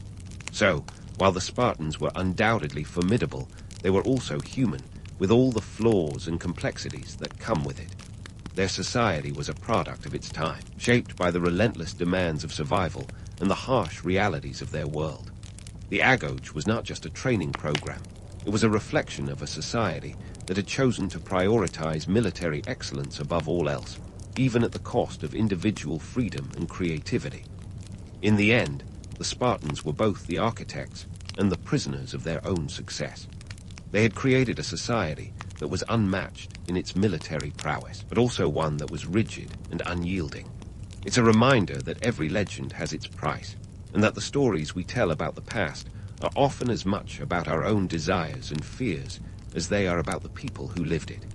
And so the Spartan warrior marches on in our collective memory, a symbol of both the heights of human discipline and the depths of human cost. As we continue to explore their world, we'll see how the choices they made in the pursuit of military excellence would echo through history, shaping not just their own destiny, but the fate of the ancient world as a whole. But that's a tale for another time. For now, let's leave the Spartans to their agoge, their Helots, and their place in the annals of history, a testament to the enduring power and the enduring complexity of the human spirit. Speaking of tales for another time, let's dive headfirst into the heart of Spartan military fame, the Persian Wars. This was the moment when Sparta's reputation as the supreme military power of ancient Greece truly crystallized, like a particularly tenacious diamond under pressure. But hold your war horses, because the reality was a bit more nuanced than the glossy battle montages you might have seen on the big screen. If you've ever wondered how Sparta became synonymous with military prowess, this is where it all kicks off, amidst the dusty chaos of the Persian Wars. All right, let's set the scene. It's 480 BCE, and the Persian Empire, led by the ambitious King Xerxes, is knocking on Greece's door with an army so large it was said to drink rivers dry. The Greeks, never ones to shy away from a good underdog story, decided to stand their ground. Enter the Battle of Thermopylae, a name that conjures images of heroic last stands and dramatic speeches. And sure, it was heroic, but it was also a logistical nightmare that would make even the most seasoned event planner break out in a cold sweat. Thermopylae was all about strategy, and the Spartans were playing chess while everyone else was still figuring out checkers. They chose the narrow pass of Thermopylae for the showdown because it was the perfect choke point. When you're outnumbered, you don't pick a wide-open plain for battle. You pick a bottleneck. And boy, did they pick well. The Spartans, led by King Leonidas and his famous 300, backed by around 7,000 Greek allies, which Hollywood often forgets to mention, stood their ground against an absurdly larger Persian force, estimated to be over 100,000 strong. That's like David showing up to fight Goliath with his entire extended family tagging along. Now, here's the thing. While the Spartan stand was undeniably courageous, it wasn't just about bravado or defiance. It was a textbook example of tactical genius. They were buying time for the rest of Greece to organize a defense, and they knew it. Leonidas and his men fought like men possessed, holding the pass for 3 days before being outflanked thanks to a traitorous Greek named Ephialtes.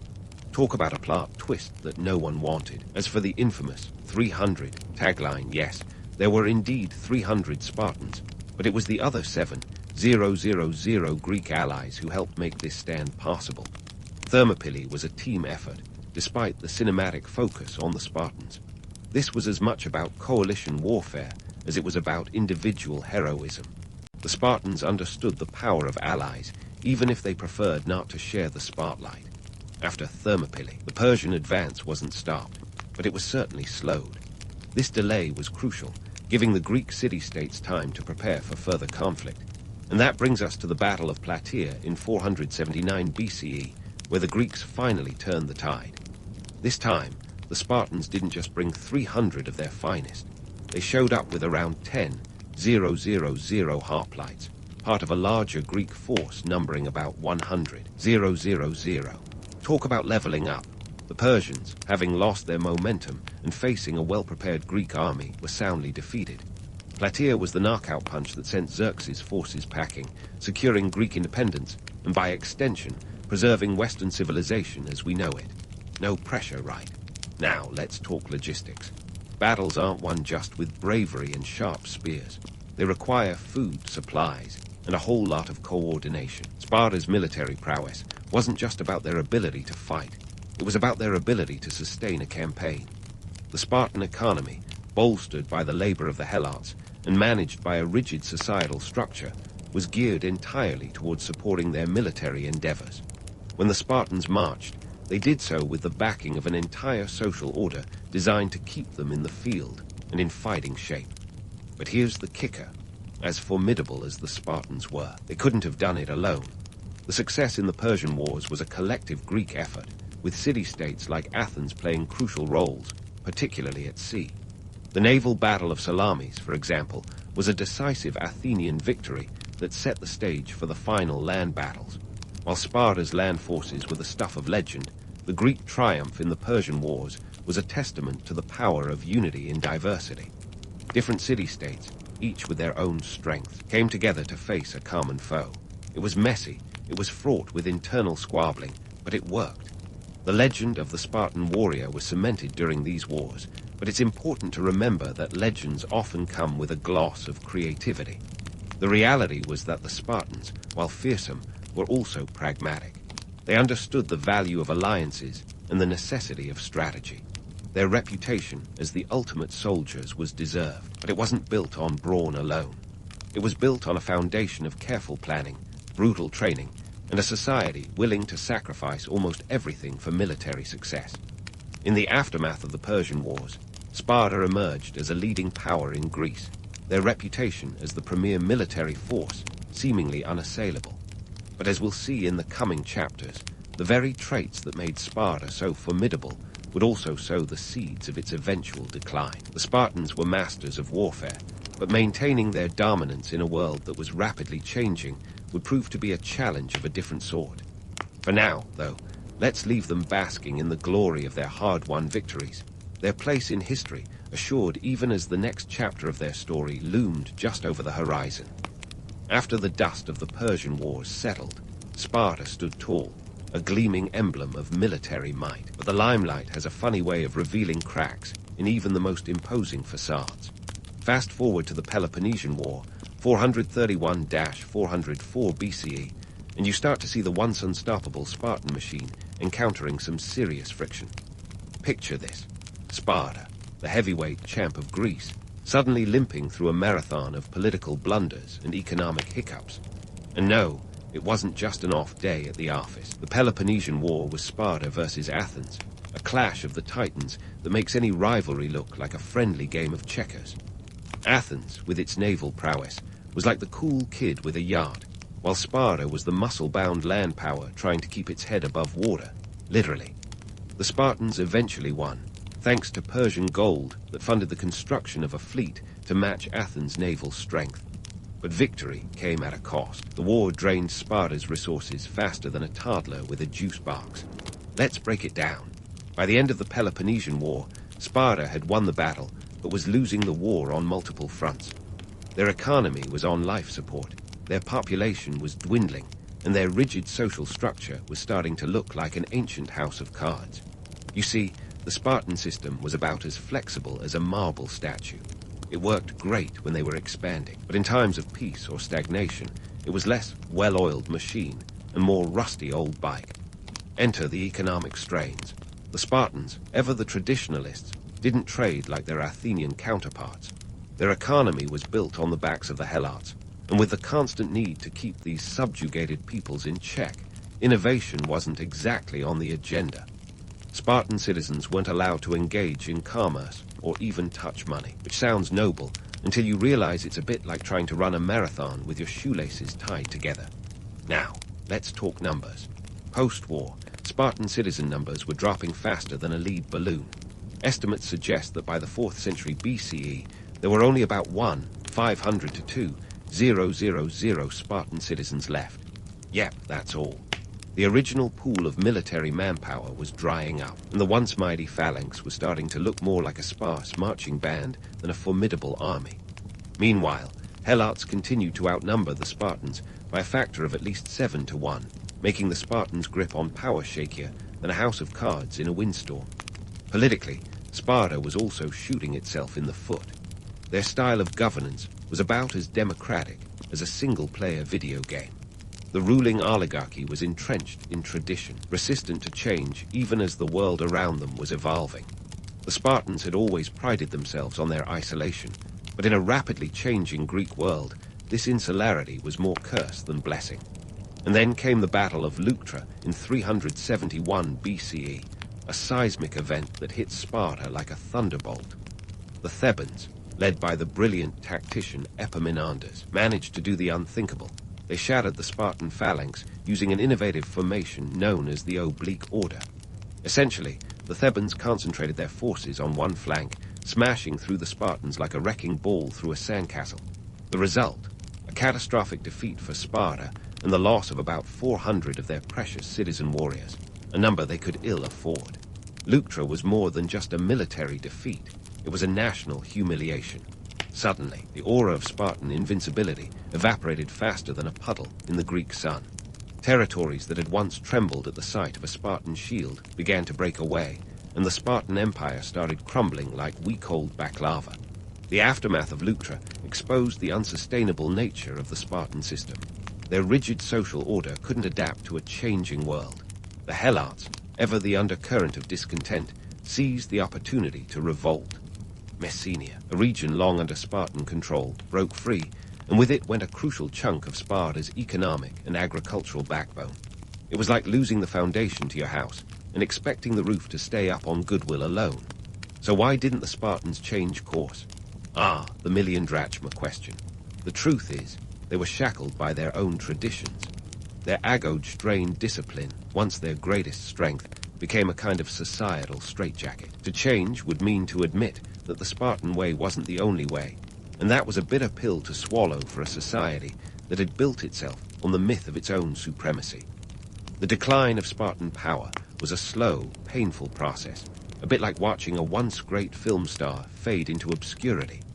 They had been defined by their military prowess, but as the Greek world shifted around them, they found themselves out of step with the times. The rigid social hierarchy that had created generations of elite soldiers was now an anchor dragging them down. This isn't to say the Spartans went quietly into that good night. They remained a player in Greek politics, albeit a diminished one, for centuries to come. But the days of Spartan hegemony were over. The myth of Spartan invincibility had been punctured, and the reality was laid bare for all to see.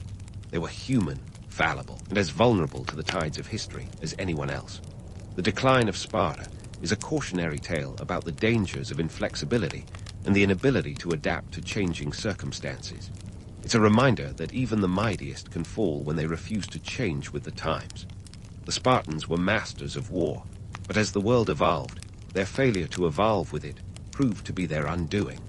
So, as we leave the Spartans standing amidst the rubble of their former glory, remember, the story of Sparta is not just a tale of military might and discipline, but also one of hubris and the pitfalls of rigidity.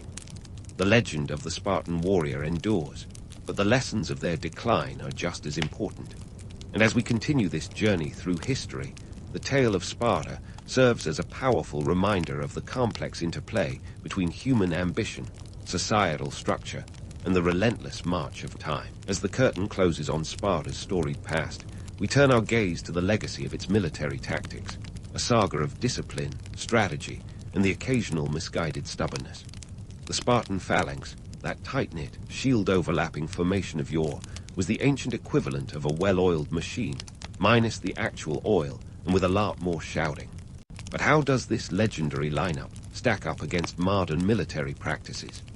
Well, it turns out the ancient Spartans might still have a few lessons to teach today's tacticians, though some of their methods are as outdated as a rotary phone in a smartphone era. Take the principle of collective defense, for instance. The phalanx was all about cohesion. Each soldier's shield protected the person next to him, creating a nearly impenetrable front. This idea of mutual protection is alive and well in modern military doctrines, from NATO Article 5, which states that an attack on one member is an attack on all, to the concept of combined arms operations, where different military branches support one another. The Spartans knew the value of strength in numbers, even if their numbers were often fewer than they'd like by the end of their run.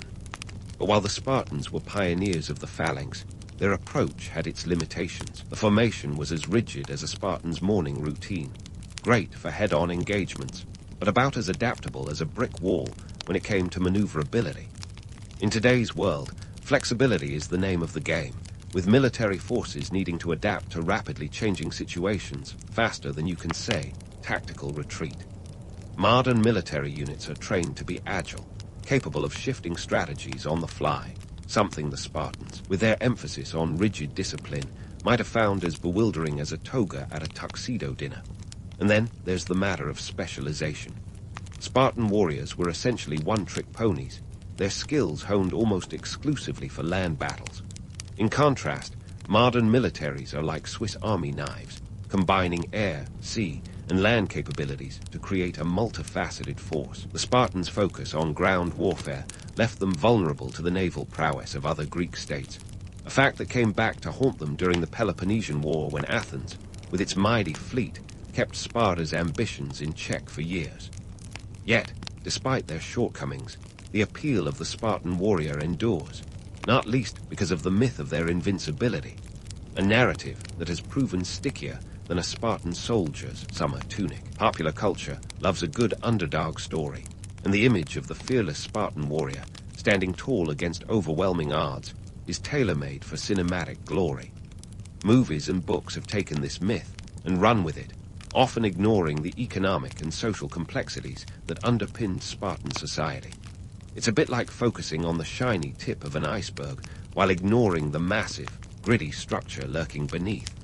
So, why does this myth persist? Perhaps it's because the Spartans tapped into something elemental, the human fascination with strength, discipline, and the allure of the heroic last stand.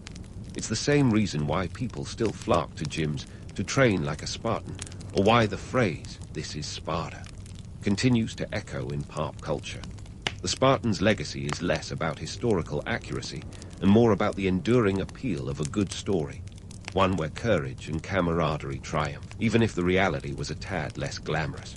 As we wrap up our foray into Spartan history, what lessons can we glean from their rise and fall?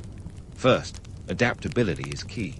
The Spartans' inability to evolve with changing times sealed their fate, a reminder that rigidity can be as much a weakness as it is a strength. Second, economic and social systems matter.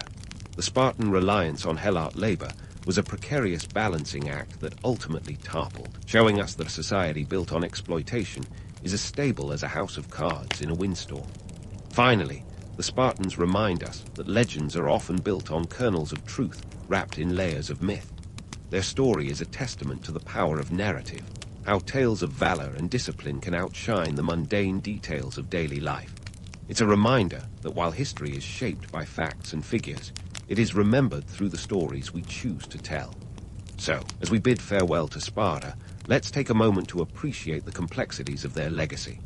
They were warriors, yes, but also farmers, politicians, and people trying to navigate the challenges of their world. Their tale is a rich tapestry of ambition, hubris, and the relentless march of time, a story as human as it is heroic. And as history continues to unfold, the Spartans remain a fascinating chapter, a reminder that even the mightiest can learn a thing or two from their past. As we step back from the ancient battlefield, let's carry forward the lessons of Sparta. Be adaptable, be aware of your foundations, and always, always, look beyond the myth.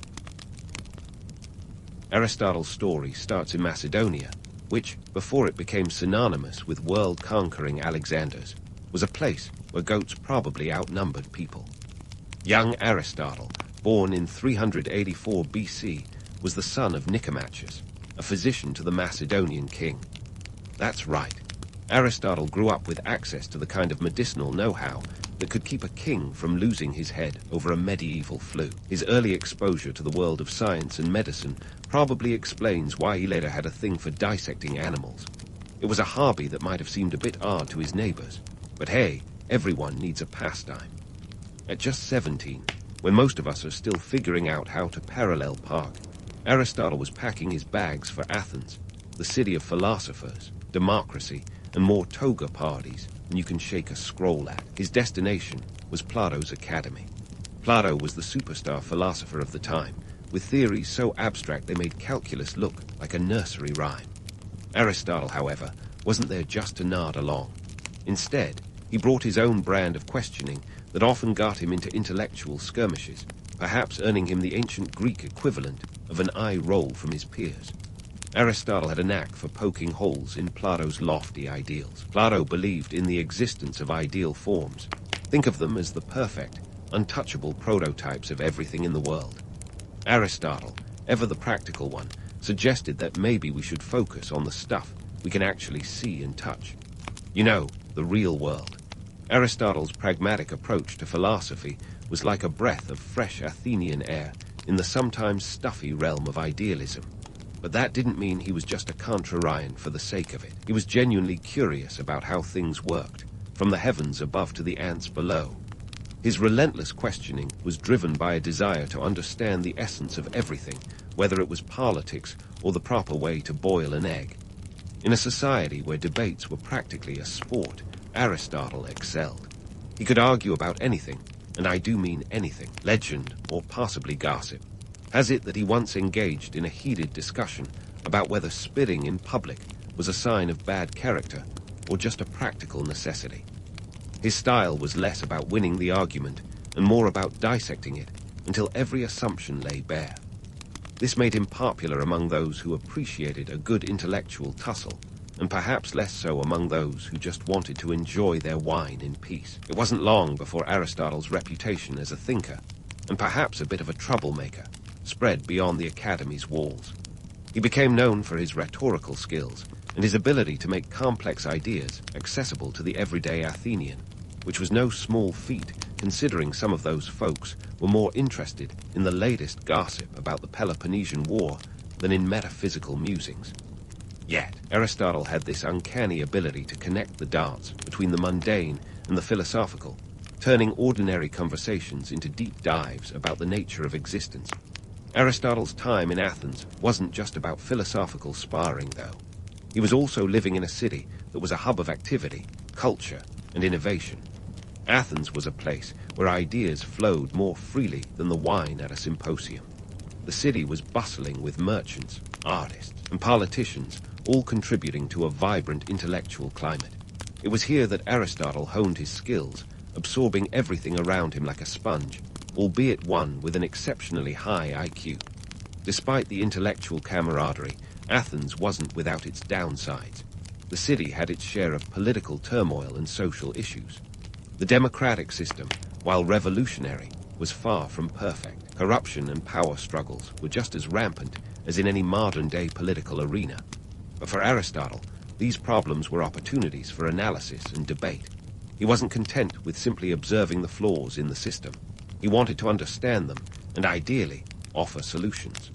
During his time at the Academy, Aristotle began to develop his own ideas, some of which diverged significantly from Plato's teachings. This philosophical independence, while it might have ruffled a few feathers, was crucial in shaping his identity as a thinker. He was laying the groundwork for what would eventually become a vast body of work, covering everything from ethics to physics. Aristotle's ability to think critically and independently was a testament to his intellectual bravery in a world where challenging established norms could earn you a few enemies. As the years went by, Aristotle's relationship with Plato's Academy became more complicated. It's not that they kicked him out or anything dramatic like that, but let's just say his growing philosophical independence didn't exactly earn him the title of teacher's pet. When Plato died in 347 BC, Aristotle probably sensed that his time at the Academy was nearing its end. It was a classic case of it's not you, it's me. Only in this case, it was more like, it's not you, it's your unyielding dogma. After leaving the Academy, Aristotle embarked on a journey that would eventually lead him back to Macedonia. But for now, let's not rush ahead. At this point, Aristotle was just a guy with a head full of questions and a burning desire to find answers. His early years in Athens had shaped him into a philosopher who wasn't afraid to challenge the status quo, a thinker who believed that the pursuit of knowledge was the highest form of human activity. And while he might not have had all the answers yet, he was well on his way to becoming one of the greatest minds in history, a man whose ideas would resonate through the ages, from the lecture halls of ancient Greece to the coffee shops of today, where people still argue about whether or not pineapple belongs on pizza. Aristotle's journey didn't stop with his exit from the Academy, and neither did his penchant for shaking up the philosophical world. With Plato's shadow receding into history, Aristotle found himself back in Macedonia. It was here that he was about to step into a role that would cement his place in the annals of history, not just as a philosopher, but as a tutor to a young lad who had a minor thing for conquering half the known world, Alexander the Great. Now, teaching the future ruler of a vast empire wasn't your average gig. Forget about apples on the desk. Aristotle had to make sure the future world conqueror didn't lose his head before he even got started. The relationship between teacher and student, well, it was a blend of admiration, exasperation, and a healthy dose of ancient Greek sass. Imagine trying to impart wisdom to a teenager who's already been told he's destined for greatness. You can practically hear the eye rolls echoing across the ages. Aristotle's teaching style was nothing if not comprehensive. He wasn't the type to hand over a syllabus and call it a day.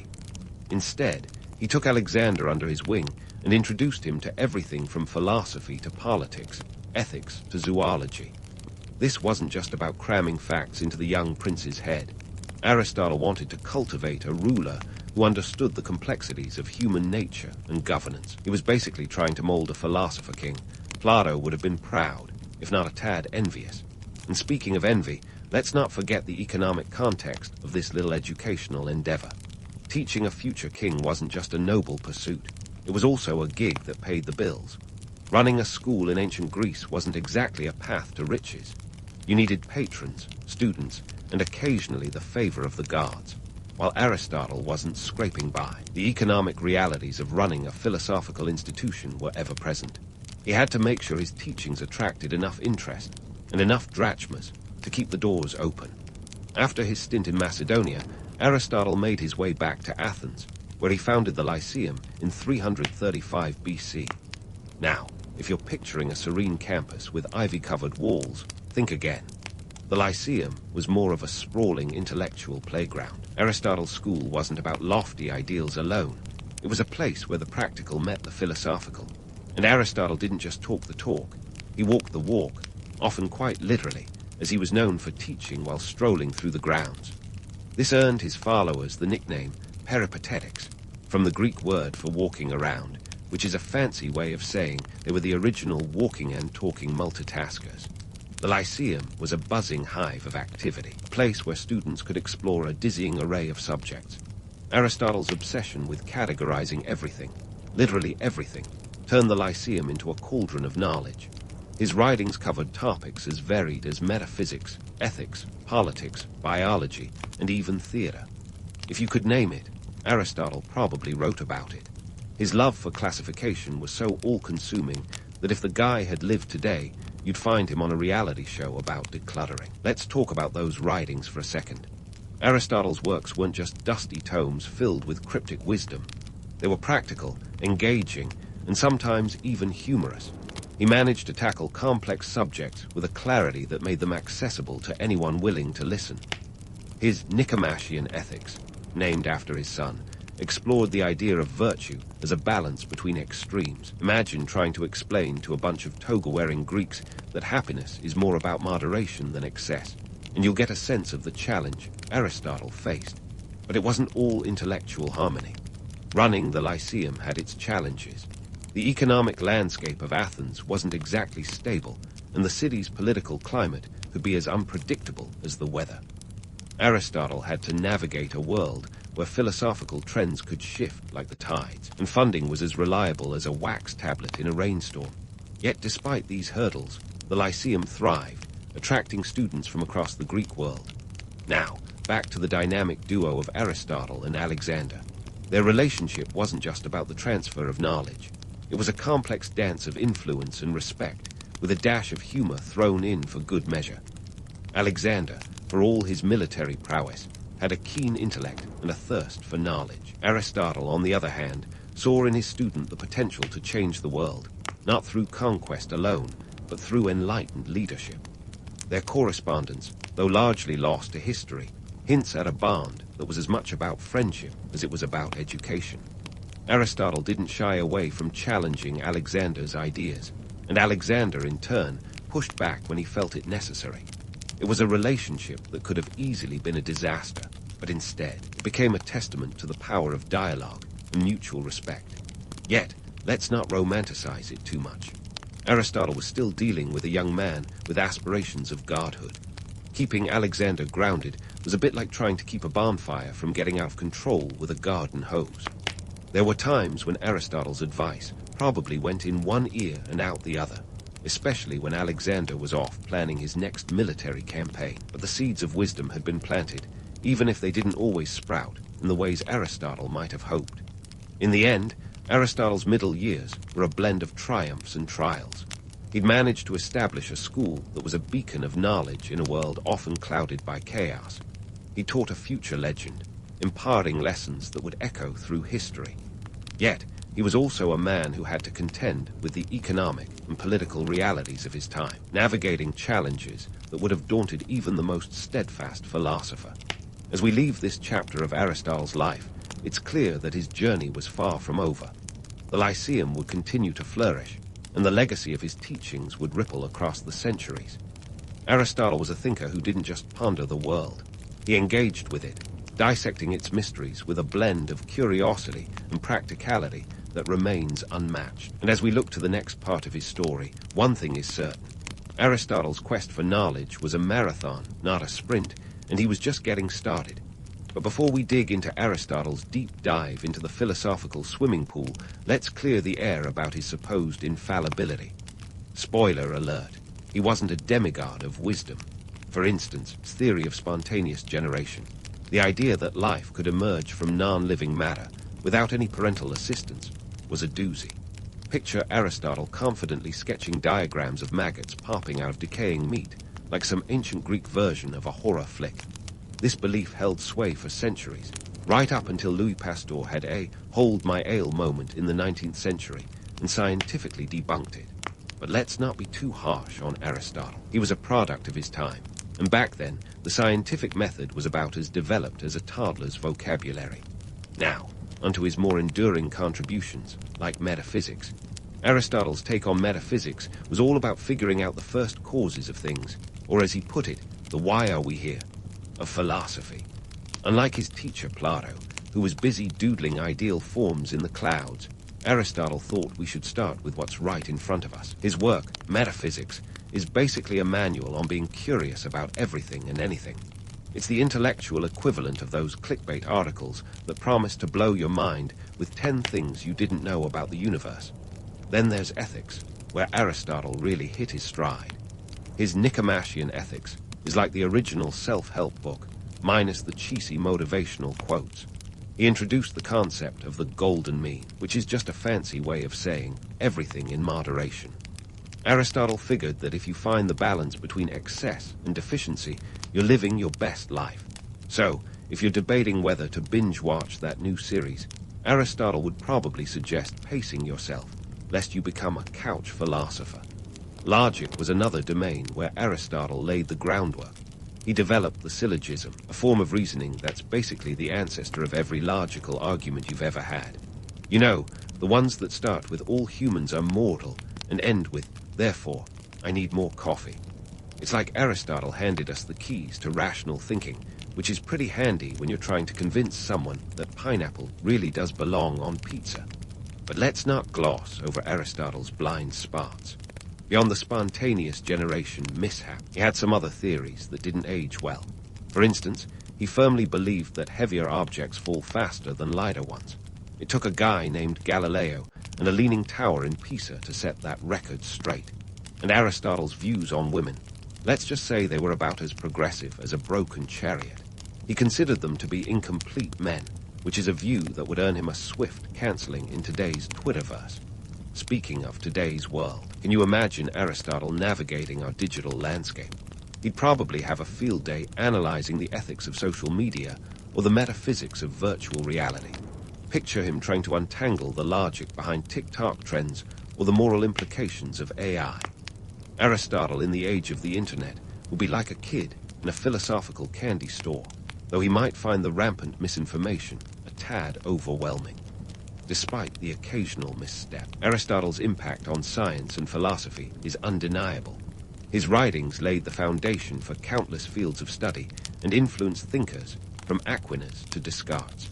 He was like a one-man renaissance before the Renaissance was even a thing. His work on categorizing knowledge was so thorough, you'd think he was trying to organize the world's largest sock drawer. Even with all his contributions, Aristotle wasn't immune to the economic and political realities of his time.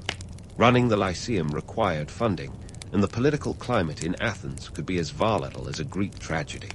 Philosophers weren't exactly raking in the drachmas, so keeping a school afloat was a constant juggling act. Aristotle had to ensure that his teachings were relevant and appealing enough to keep students, and their tuition coming through the door. In the end, Aristotle's philosophical journey was a blend of groundbreaking insights and human fallibility. He tackled the big questions with a mix of curiosity and practicality, leaving a legacy that would echo through the corridors of history. Sure, he made a few blunders along the way, but who hasn't? The important thing is that he kept questioning, kept searching for answers, and kept pushing the boundaries of what was known. As we wrap up this part of his story, one thing's for sure. Aristotle might have been flawed, but he was never boring. And as we look ahead, his quest for understanding was far from its final chapter.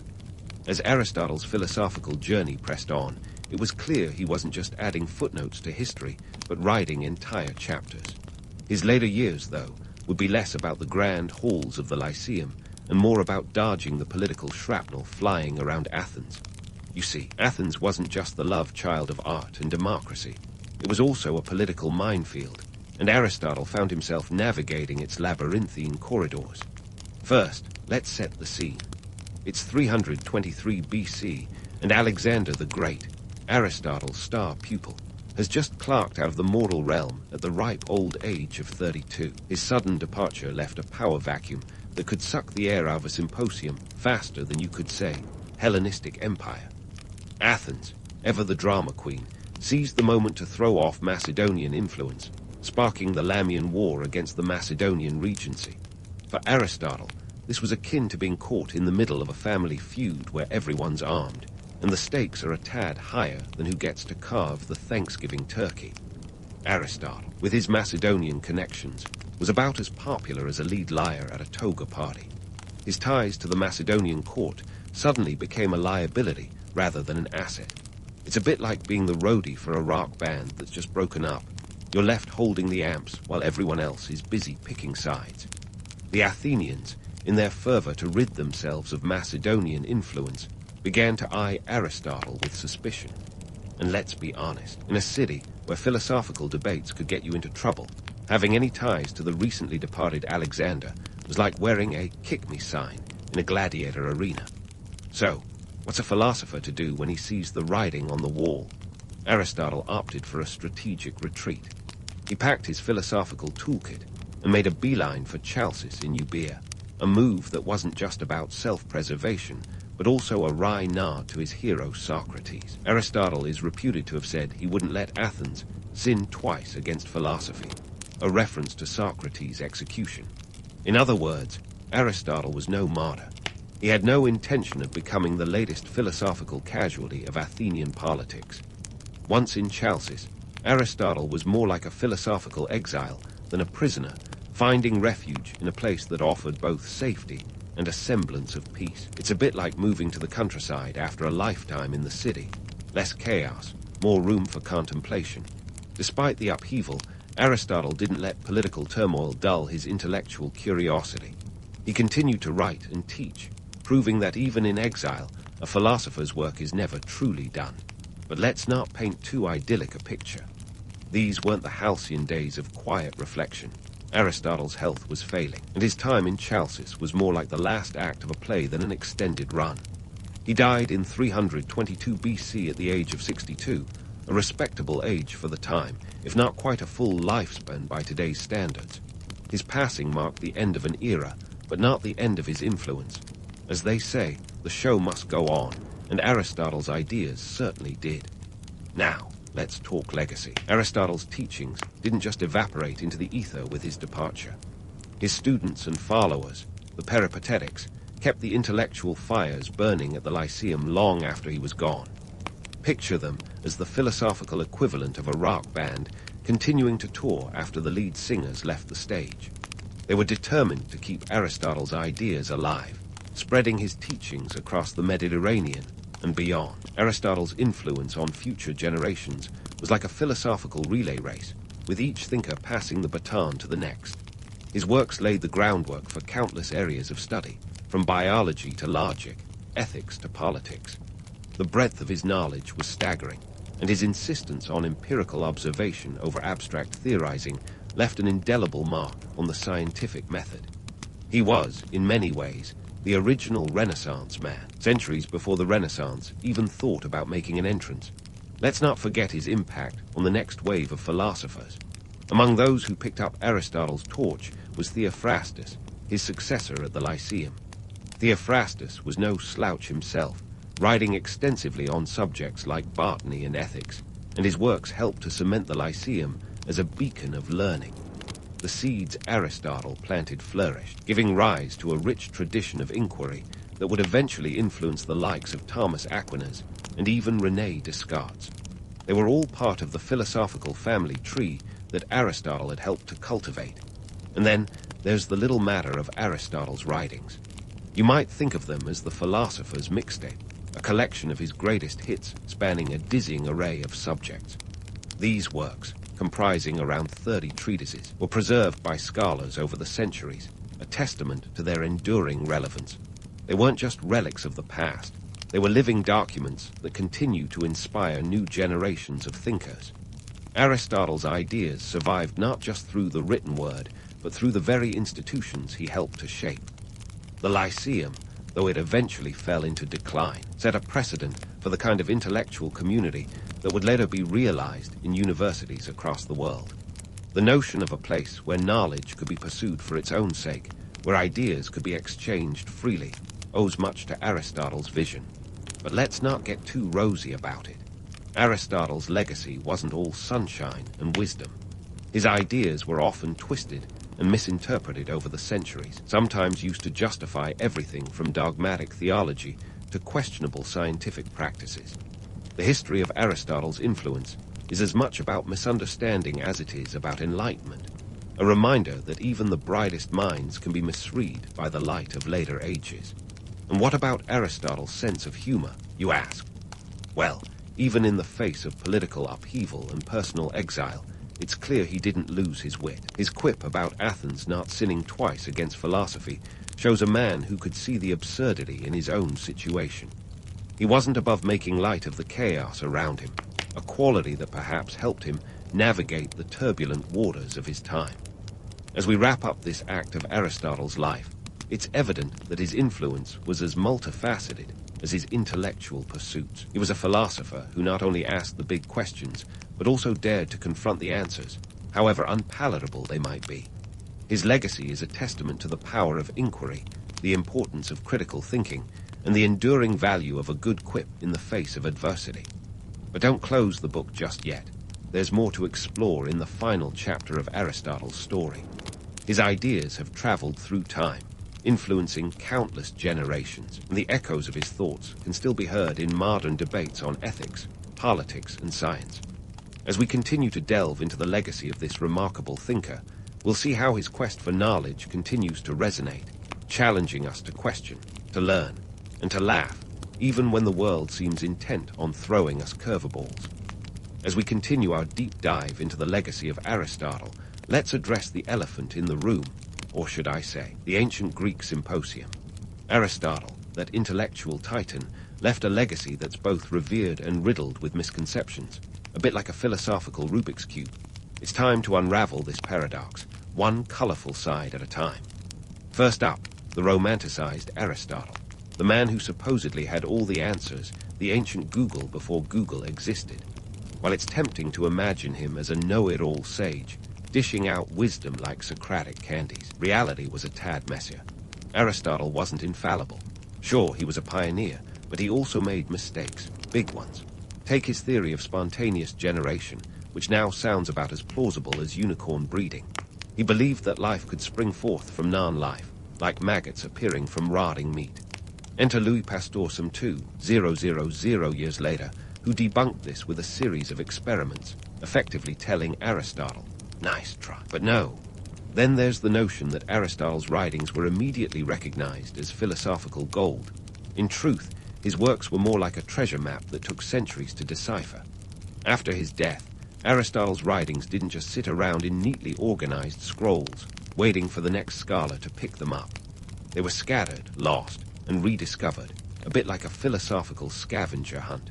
It wasn't until the Middle Ages, when scholars like Thomas Aquinas dusted off these ancient texts, that Aristotle's ideas got a major reboot. Picture Aquinas as the Renaissance DJ remixing ancient tracks for a medieval audience. Let's not forget Aristotle's role as a teacher to Alexander the Great, a job that sounds glamorous until you realize it involved managing a teenager with delusions of grandeur and an empire to run. Aristotle's influence on Alexander is often exaggerated, as though he was the puppet master pulling the strings of conquest. In reality, Aristotle's teachings on ethics and governance were probably overshadowed by Alexander's military ambitions.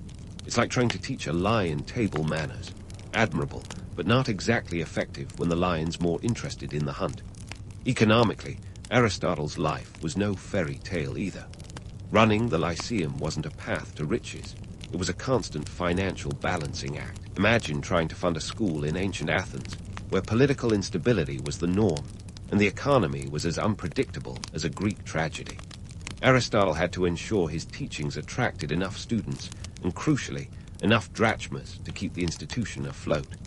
Being a philosopher was less about wearing togas and pondering the mysteries of the universe, and more about keeping the school's economic lights on. Now, let's take a peek at Aristotle's lasting impact, a philosophical legacy that will give even the most ambitious influencer a run for their money. His contributions to logic laid the groundwork for rational discourse.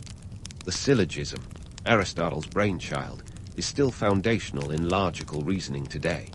It's the intellectual equivalent of a Swiss Army knife, handy for everything from debating the existence of unicorns to proving mathematical theorems. Aristotle's work in ethics, particularly his concept of the golden mean, remains relevant in our everyday lives.